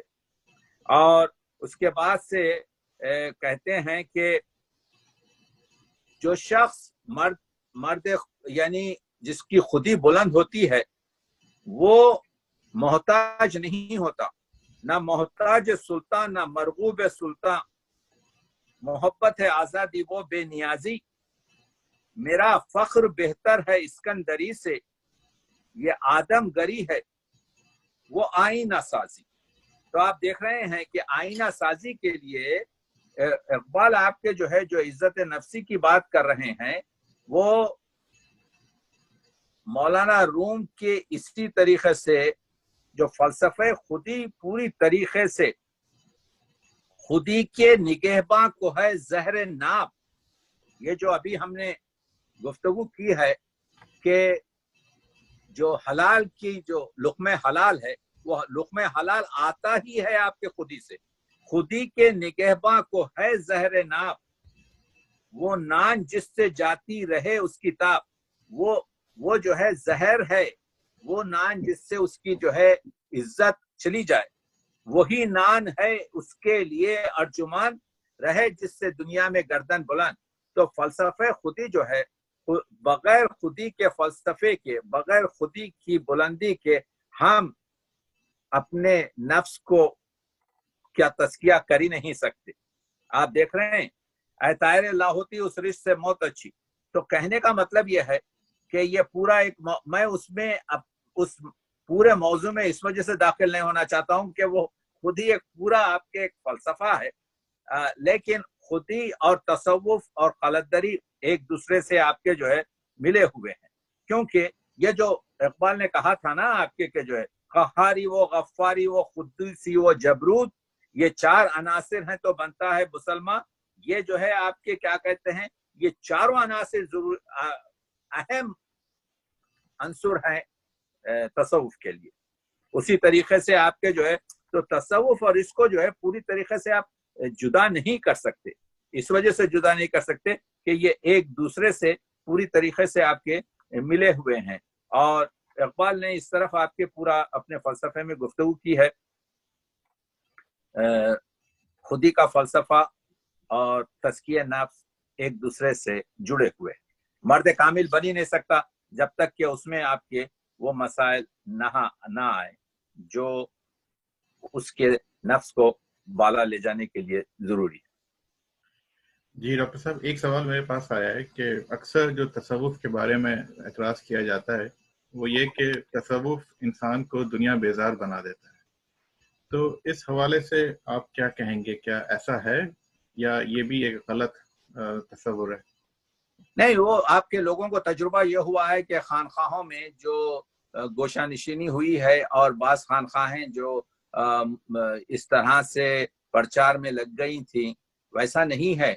अभी मैंने क्या कहते हैं बताया कि खुद मलफूजात में ये लिखा है कि सबसे बड़ी चीज तो खल्क की खिदमत है। जब खल्क की खिदमत है तो गोशा नशीनी, रहबानियत नहीं है इस्लाम में। रहबानियत आपके जो है यहाँ पर नहीं है, भक्ति में और दूसरी मजहबों के मसाइल में थोड़ा सा आपके जो है एलिनेशन है, रहबानियत है, लेकिन मुसलमानों के पास तो आपके जो है यानी खानखाहों में तो उसको बाज मुकामात पर था, बाज खानखाहों में गोशा नशीनी या आपके जो है यूं समझिए कि एतकाफ वगैरह वो इबादती आपके जो है मनाजिर हैं, लेकिन रहबानियत नहीं है, बल्कि ये है कि एक दूसरे के साथ ये महफिल समा क्या है, महफिल समा खुद एक गैदरिंग है। महफिल समा में एक दूसरे के साथ मिलकर आपके जो है, और दरवेशों की जो गजा है एक दस्तरखान पर बैठ के खाने की, या किसी दरवेश को भिजाया जाता था कि 40 घरों से जाके आपके जो है कुछ इंतजाम कर लें ताकि रात में आपके जो है कुछ खाने पीने का बंदोबस्त हो सके। तो ये सब चीजों में इज्तिमाइयत है। तसव्वुफ में जहां तक के इनफरादियत है वो अपने जहन की और अपने इखलास की पाकीज़गी के लिए है, लेकिन जहां तक के आपके जो है इबादत और लोगों की खल्क और खिदमत का जो हौसला है उसके लिए इज्तिमात की तरफ बड़ी ताकीद की गई है। कहीं पर भी आप देखेंगे कि ये जो जमात की जो नमाज की जो ताकीद की गई है, जो खानखाहों में भी होती है और मस्जिदों में भी होती है और मैदानों में भी होती है, वो इज्तिमात की वजह से है। तो यानी इसी एक शेर में के तरीक़त बजुस खिदमत खल्क नीस ब तस्बीह व सज्जाद वो दल्ख नीस, यानी सिर्फ एक तस्बीह पे और एक आपके जानेमाज पे बैठकर आपके एक गडरी पहन कर एक गोशा नशीन हो, वो तरीक़त नहीं है। ये जिस तरीके से बताया गया है बिल्कुल सही है कि लोगों के साथ मिलनसार कर मोहब्बत का जो है आपके जो है दर्स दिया जाना है। अस मोहब्बत तलखिया शीरी शवत वस मोहब्बत मिस्सिहा जर्री शवत। ये मोहब्बत ये इश्क है, और इश्क जब तक नहीं हो सकता, इश्क सिर्फ आपके जो है इश्क होता है कांटेक्ट से। तो जहां पर आपके पीतल जो है सोना बन जाए वो मोहब्बत है, जहां पर तलखी आपके शीरीन बन जाए वो मोहब्बत है। अज मोहब्बत खारहा गुल मी शवत, वो मोहब्बत ही है, वो इश्क आपके अफराद है जिससे क्या होता है कांटे फूल बन जाते हैं। वज मोहब्बत सिरकहा मुल मी शवत, जहां पे सिरका जो है शराब बन जाता है। अज मोहब्बत मुर्दा जिंदा मी शवत, वज मोहब्बत शाह बंदा मी शवत। तो आप देख रहे हैं कि मोहब्बत ही से जिंदा जो मुर्दा जो है जिंदा बन सकता है, मोहब्बत ही से आपके जो है एक छोटा सा आपके जो है मामूली सा बंदा जो है शाह बन सकता है, शहंशाह बन सकता है। इसी वजह से ये इज्तिमाइयत है और ये मसाइल हैं। ये तसव्वुफ पर ज्यादा गुफ्तगू की जरूरत है सलमान साहब, इस वजह से कि एक पूरे एजेंडे के साथ तसव्वुफ की जो है, मसाइल हैं तसव्वुफ में, खानखाहों में, तो उसको बात का बतिंगड़ जो बनाया जाता है, तो उसका जवाब यही है कि लोगों को रोशनाई दी जाए। बहुत शुक्रिया डॉक्टर साहब। एक सवाल और आया है और ये यकीनन इस मुख्तसर से वक्त में आपके लिए काफ़ी मुश्किल होगा, लेकिन मैं फिर भी पूछ लेता हूँ आपसे कि तसव्वुफ के दो मशहूर इस्तिलाहात हैं, वहदतुल वजूद और वहदतुल शहूद, उस पर मुख्तसरन तबसरा फरमा दीजिए। देखिए, वहदतुल वजूद जो है, यानी यूं समझिए कि वहदतुल वजूद हमारे पास इब्ने अरबी से आपके जो है पहले और इब्ने अरबी से मंसूब हुआ इन्हीं को। तो वहदतुल वजूद के मानी यह है कि ला मौजूद इल्लल्लाह, कोई चीज इस दुनिया में नहीं है सिवाय अल्लाह के। यानी अल्लाह की जो रहमत है एक ओशन की तरह से, एक समंदर की तरह से थी, तो जब ये आपके जो है जोश में आई, रहमत में आई, तो ये जो है कहीं पर एक दरिया बन गया, कहीं पर एक कुआं बन गया, कहीं पर एक पौंड बन गया, कहीं पर एक आपके जो है पानी का जखीरा बन गया। लेकिन एक दिन ये आएगा कि ये सब मिल जाएंगे आपके जो है फिर उसमें। यानी इसी वजह से वो कहते हैं कि वो मंसूर का जो था कि अनल हक, कि मैं भी आपके खुदा हूँ, मैं भी आपके हक हूँ, उसकी वजह ये थी कि मैं भी पार्ट ऑफ दिस वन हूँ। बेशनो न अजनय चू हिकायत मी कुनत, ये बांसुरी जो है, जो बांस के दरख्त से काट कर लाई गई, वो इस वजह से रो रही है कि मुझे वहां से काट के लाया गया, मुझे पेरेंट से जुदा करके लाया गया। तो वहदतुल वजूद के मानी यह है कि वजूद का एक ही वहदत है, यानी हर चीज आपके जो है सिर्फ अल्लाह और कुदरत है। इसको कहते हैं वहदतुल वजूद। वहदतुल शुहूद, इसको फारसी में कहते हैं हमाऊस, हर चीज खुदाई है, हर चीज के, यानी इस दुनिया में कोई चीज नहीं है, हर चीज जो देख रहे हैं अल्लाह के मजहर है, उसके इजहार के और मजहर के इनायत है। इसको हम कहते हैं वहदतुल वजूद। और ये बहुत बड़ा सिलसिला है, हमारे ज्यादातर जो सूफी लोग हैं इसमें वहदतुल वजूद के हैं। वहदतुल शुहूद के मानी ये है हमा अज़उस, यानी अल्लाह तो अपनी जगह पर है, रहमत तो अपनी जगह पर है, लेकिन उसकी खिलकत भी एक अलग चीज है। हमा अज़उस, हमा उस था वो, ये हमा अज़उस अज से है, यानी मखलूक भी है, अल्लाह भी है, और पूरी मखलूक आपके, ये है वहदतुल शुहूद। लेकिन मुजद्दद अलफ सानी ने और इकबाल जिसके आपके जो है जिस फलसफे के कायल हैं, वो इनका एक दरमियानी है, यानी ना वो वहदत वजूद है ना वो वहदत शुहूद है, बल्कि इसके दरमियानी कैफियत जो है, जो 400 साल पहले मुजद्दद अलफ सानी ने आपके जो है निकाली थी, उसमें जो है दोनों का भी एतबार है।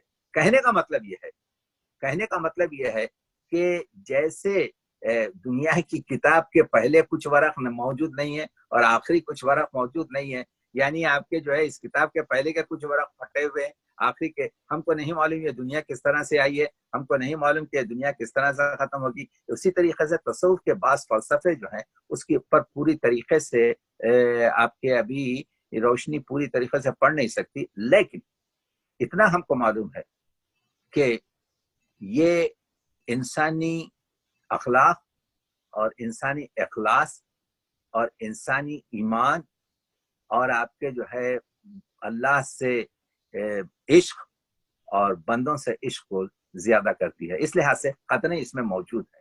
तो कभी इस पर बात करेंगे, वहदतुल वजूद और वहदतुल शुहूद पर मेरी आपके जो है तालिबाना आपके जो है स्टडी है, लेकिन बस इतना मैं कह सकता हूँ कि जितने भी बड़े आपके जो है जितने भी सिलसिले हैं वो सब आपके मेजॉरिटी आपके 90% वहदतुल वजूद के कायल हैं, बल्कि जो शोरा हैं जैसे आपके जो है इब्न अरबी हैं, और इनमें और मुतकल्लिमीन में हमेशा आपके जो है एक लतीफा छोटा सा सुनाता हूँ, बहुत कम है, वो ये है कि इब्न अरबी जो है के जो पोते थे वो आए हुए थे कोनिया में जो है उस वक्त जवान थे हमारे क्या कहते हैं मौलाना रोम, और मुतकल्लिमीन में फखर राजी के जो है जो शागिर्द थे वो भी आ गए।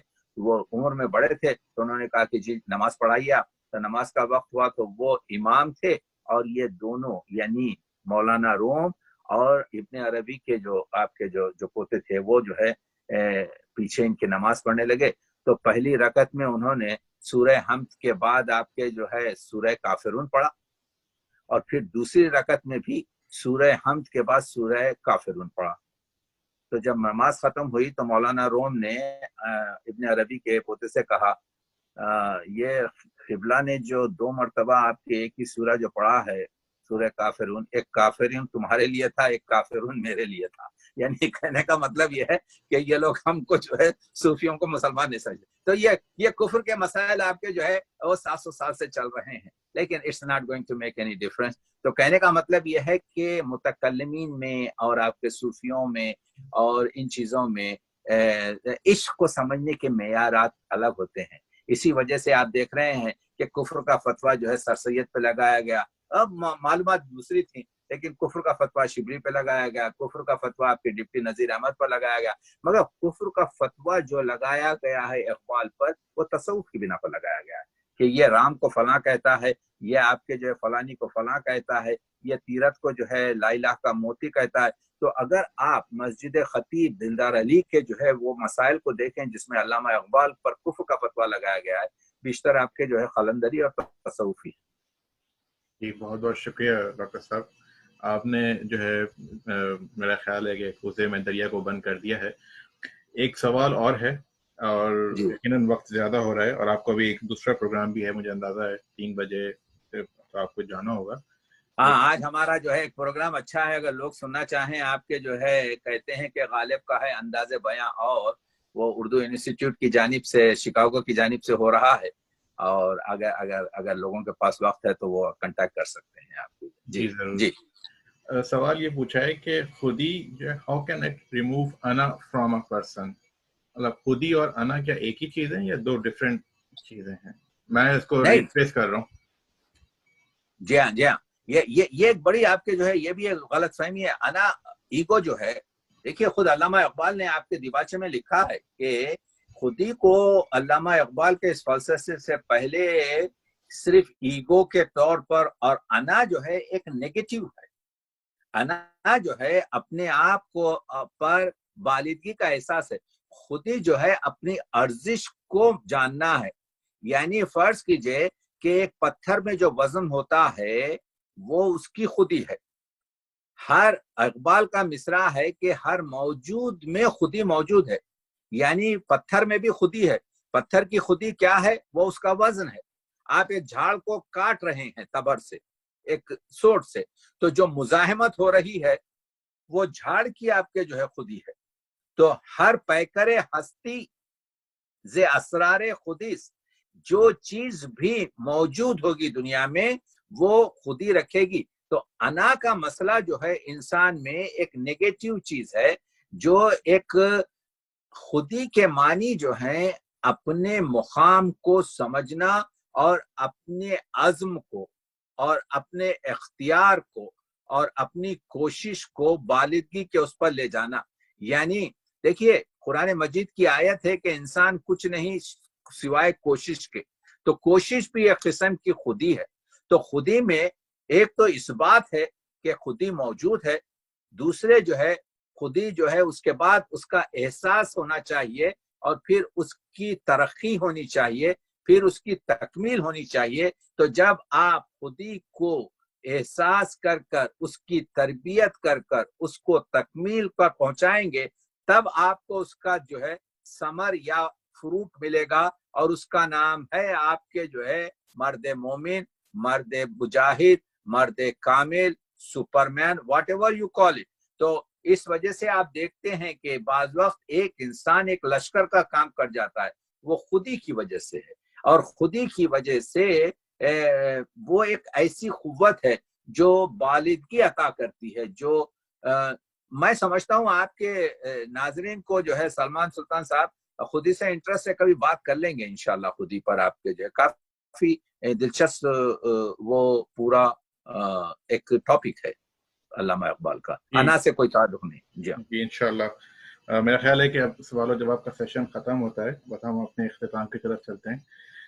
ڈاکٹر صاحب آپ کی اجازت سے میں کچھ باتیں کرنا چاہوں گا کہ جیسے آپ نے ذکر کیا کہ تصوف جو ہے وہ بین المذاہب کے لوگوں کو جمع کرتا ہے، انٹرفیتھ کا بھی نام ہے. تو سلسلہ عظیمیہ کے تحت ہر سال ایک انٹرفیتھ پروگرام ہم منعقد کرتے ہیں 10 اگست کو ایڈم ڈے کے نام سے، اور اس میں مختلف مذاہب کے لوگوں کو بلاتے ہیں، جس میں جیوش، کرسچن، ہندو، اور دوسرے مذاہب کے جو لوگ ہیں وہ آتے ہیں، اور اس کا جو عنوان ہے یا اس کا جو تھیم ہے وہ یونٹی ان ڈائیورسٹی ہوتا ہے. اور اسی سلسلے کا ایک پروگرام جو ہے وہ 10 اگست کو اب جو ہے ہونے والا ہے، لیکن وہ پروگرام آن لائن ہوگا کیونکہ بیکاز آف COVID-19 جو ہے وہ گیدرنگس نہیں ہو رہی. تو ہم نے جو اس پروگرام کو آن لائن رکھا ہے، جو کہ UK، USA، کینیڈا، رشیا میں ایک ساتھ جو ہے وہ پروگرام دکھایا جائے گا یوٹیوب پہ. تو آپ لوگ جو ہے انویٹیشن یہ بھیج دیا ہے، اس میں آپ ضرور اس میں شرکت کیجیے گا. اور ایک اور چیز جیسے آپ نے ذکر کیا سلسلہ عظیمیہ کا، کہ جو کہ حضور قلندر بابا اولیاء کے نام سے قائم ہوا، اور سلسلہ عظیمیہ جو ہے وہ تمام سلاسل کی تعلیمات کا تسلسل ہے. فرق یہ ہے کہ سلسلہ عظیمیہ نے موجودہ دور جو کہ سائنسی دور ہے اس کے مطابق تصوف کی تعلیمات کو پیش کرنے کی کوشش کی اور وہ کر رہے ہیں. تو میں ایک ویڈیو کلپ چلانا چاہوں گا، 8 منٹ کی ہے، جس میں عظیمی صاحب کی جو علمی خدمات ہیں وہ دکھائی گئی ہیں. تو آپ جسٹ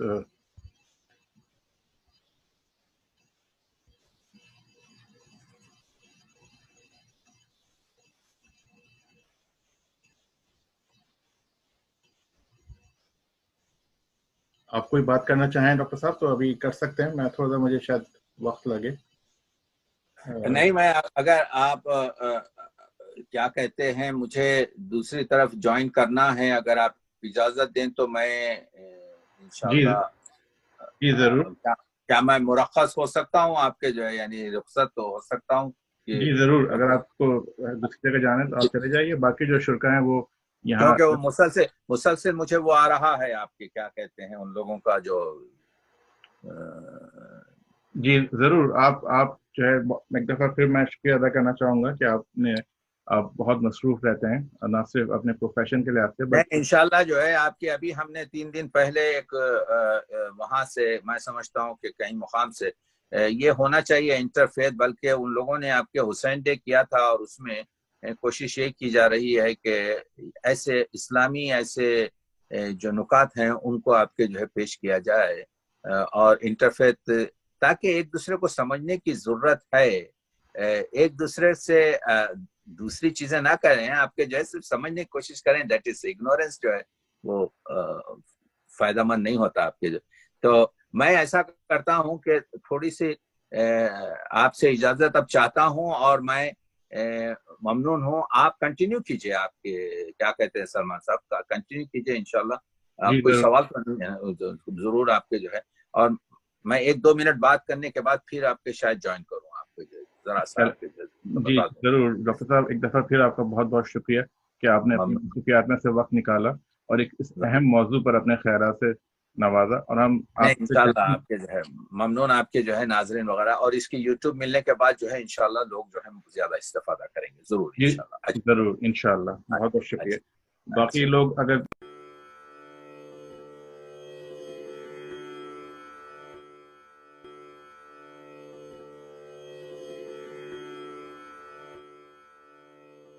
سلسلہ عظیمیہ 1960 میں قائم ہوا.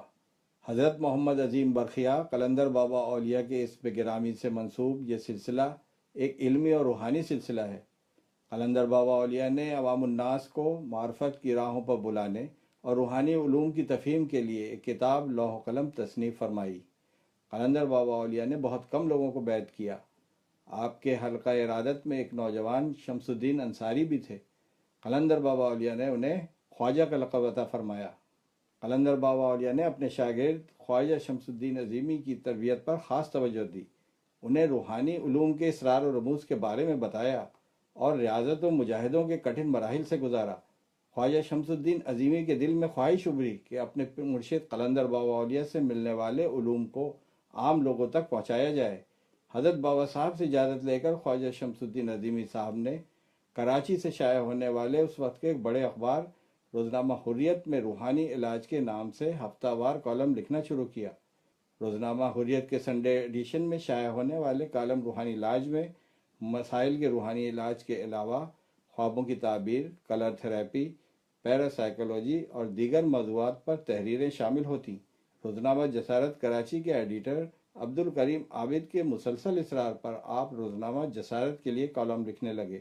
اس کے بعد آپ کو اس وقت کے ایک بڑے اخبار روزنامہ مشرق کی طرف سے کالم نگاری کی دعوت دی گئی. اب خواجہ شمس الدین عظیمی صاحب کے کالم روزنامہ مشرق میں شائع ہونے لگے۔ اس کے ساتھ کراچی سے گجراتی زبان میں شائع ہونے والے کثیر الاشاعت اخبار ملت گجراتی میں مسائل کے حل پر مبنی کالم ہر ہفتے شائع ہوتے تھے۔ 1975 میں پاکستان کے کثیر الاشاعت اردو روزنامہ جنگ کے ایڈیٹر ان چیف میر خلیل الرحمان نے خواجہ شمس الدین عظیمی صاحب کو روزنامہ جنگ اور بعد ازاں اخبار جہاں کے لیے کالم لکھنے کی دعوت دی۔ روزنامہ جنگ کراچی، راولپنڈی، کوئٹہ اور جنگ لندن، جنگ لاہور میں آپ کے کالم روحانی ڈاک کے نام سے شائع ہوئے۔ اخبار جہاں میں بھی آپ کا کالم ہر ہفتے شائع ہوتا تھا۔ خواجہ شمس الدین عظیمی صاحب کی شدید خواہش تھی کہ روحانی علوم اور جدید علوم کو ایک ساتھ پیش کرنے کے لیے وہ اپنا ایک رسالہ شائع کریں۔ اس مقصد کے لیے قلندر بابا اولیاء کی اجازت سے روحانی ڈائجسٹ کے ڈکلریشن کے لیے درخواست دی گئی۔ روحانی ڈائجسٹ کا پہلا شمارہ دسمبر 1978 میں منصہ شہود پر آیا۔ 27 جنوری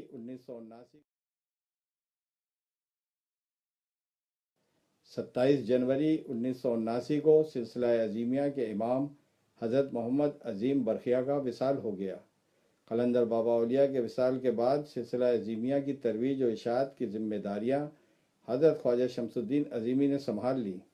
اپنے مرشد حضور قلندر بابا اولیاء کے فرمان اور آپ کی رہنمائی میں خواجہ شمس الدین عظیمی صاحب نے ایک کتاب رنگ اور روشنی سے علاج لکھی۔ کتاب رنگ اور روشنی سے علاج 1977 میں شائع ہوئی۔ بعد ازاں آپ کی ایک کتاب روحانی علاج 1978 میں شائع ہوئی۔ ماہنامہ روحانی ڈائجسٹ میں حضرت خواجہ شمس الدین عظیمی نے ٹیلی پیتھی سیکھیے کے زیر عنوان ایک قسط وار سلسلہ تحریر فرمایا۔ 1981 میں یہ اقساط کتابی صورت میں شائع ہوئی۔ سلسلہ عظیمیہ کے امام حضرت محمد عظیم برخیہ کی مختصر سوانح تذکرہ قلندر بابا اولیاء کے نام سے 1982 میں شائع ہوئی۔ روحانی نماز 1983، قلندر شعور 1986 میں شائع ہوئیں۔ حضور قلندر بابا اولیاء کی حیات میں ہی چند اراکین سلسلہ ہر جمعہ کے دن بعد از نماز مغرب 1D1/7 ناظم آباد میں جمع ہو کر مراقبہ کیا کرتے تھے۔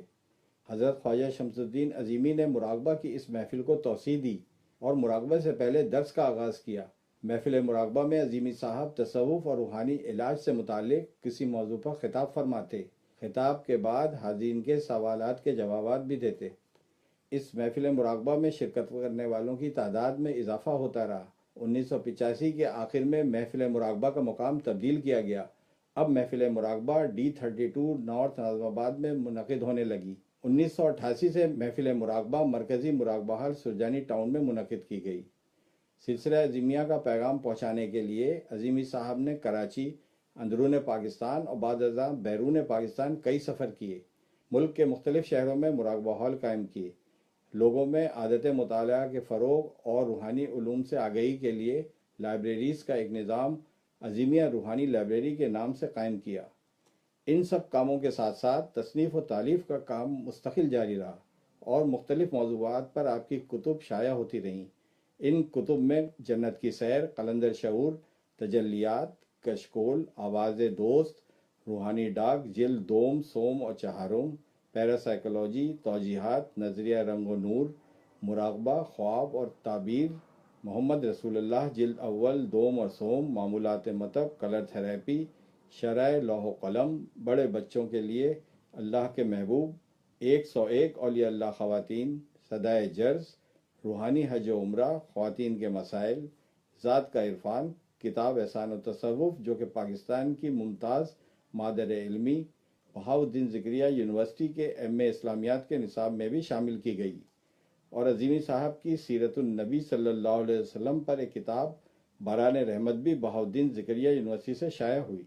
آپ نے بہاؤالدین زکریا یونیورسٹی میں ہی علوم اسلامیہ کے طالبات اور طلباء کو تصوف اور سیرت طیبہ کے موضوع پر لیکچرز ڈیلیور کیے۔ ان لیکچرز میں مختلف شعبہ جات کے ڈین، پروفیسرز اور لیکچرار بھی شریک ہوتے رہے۔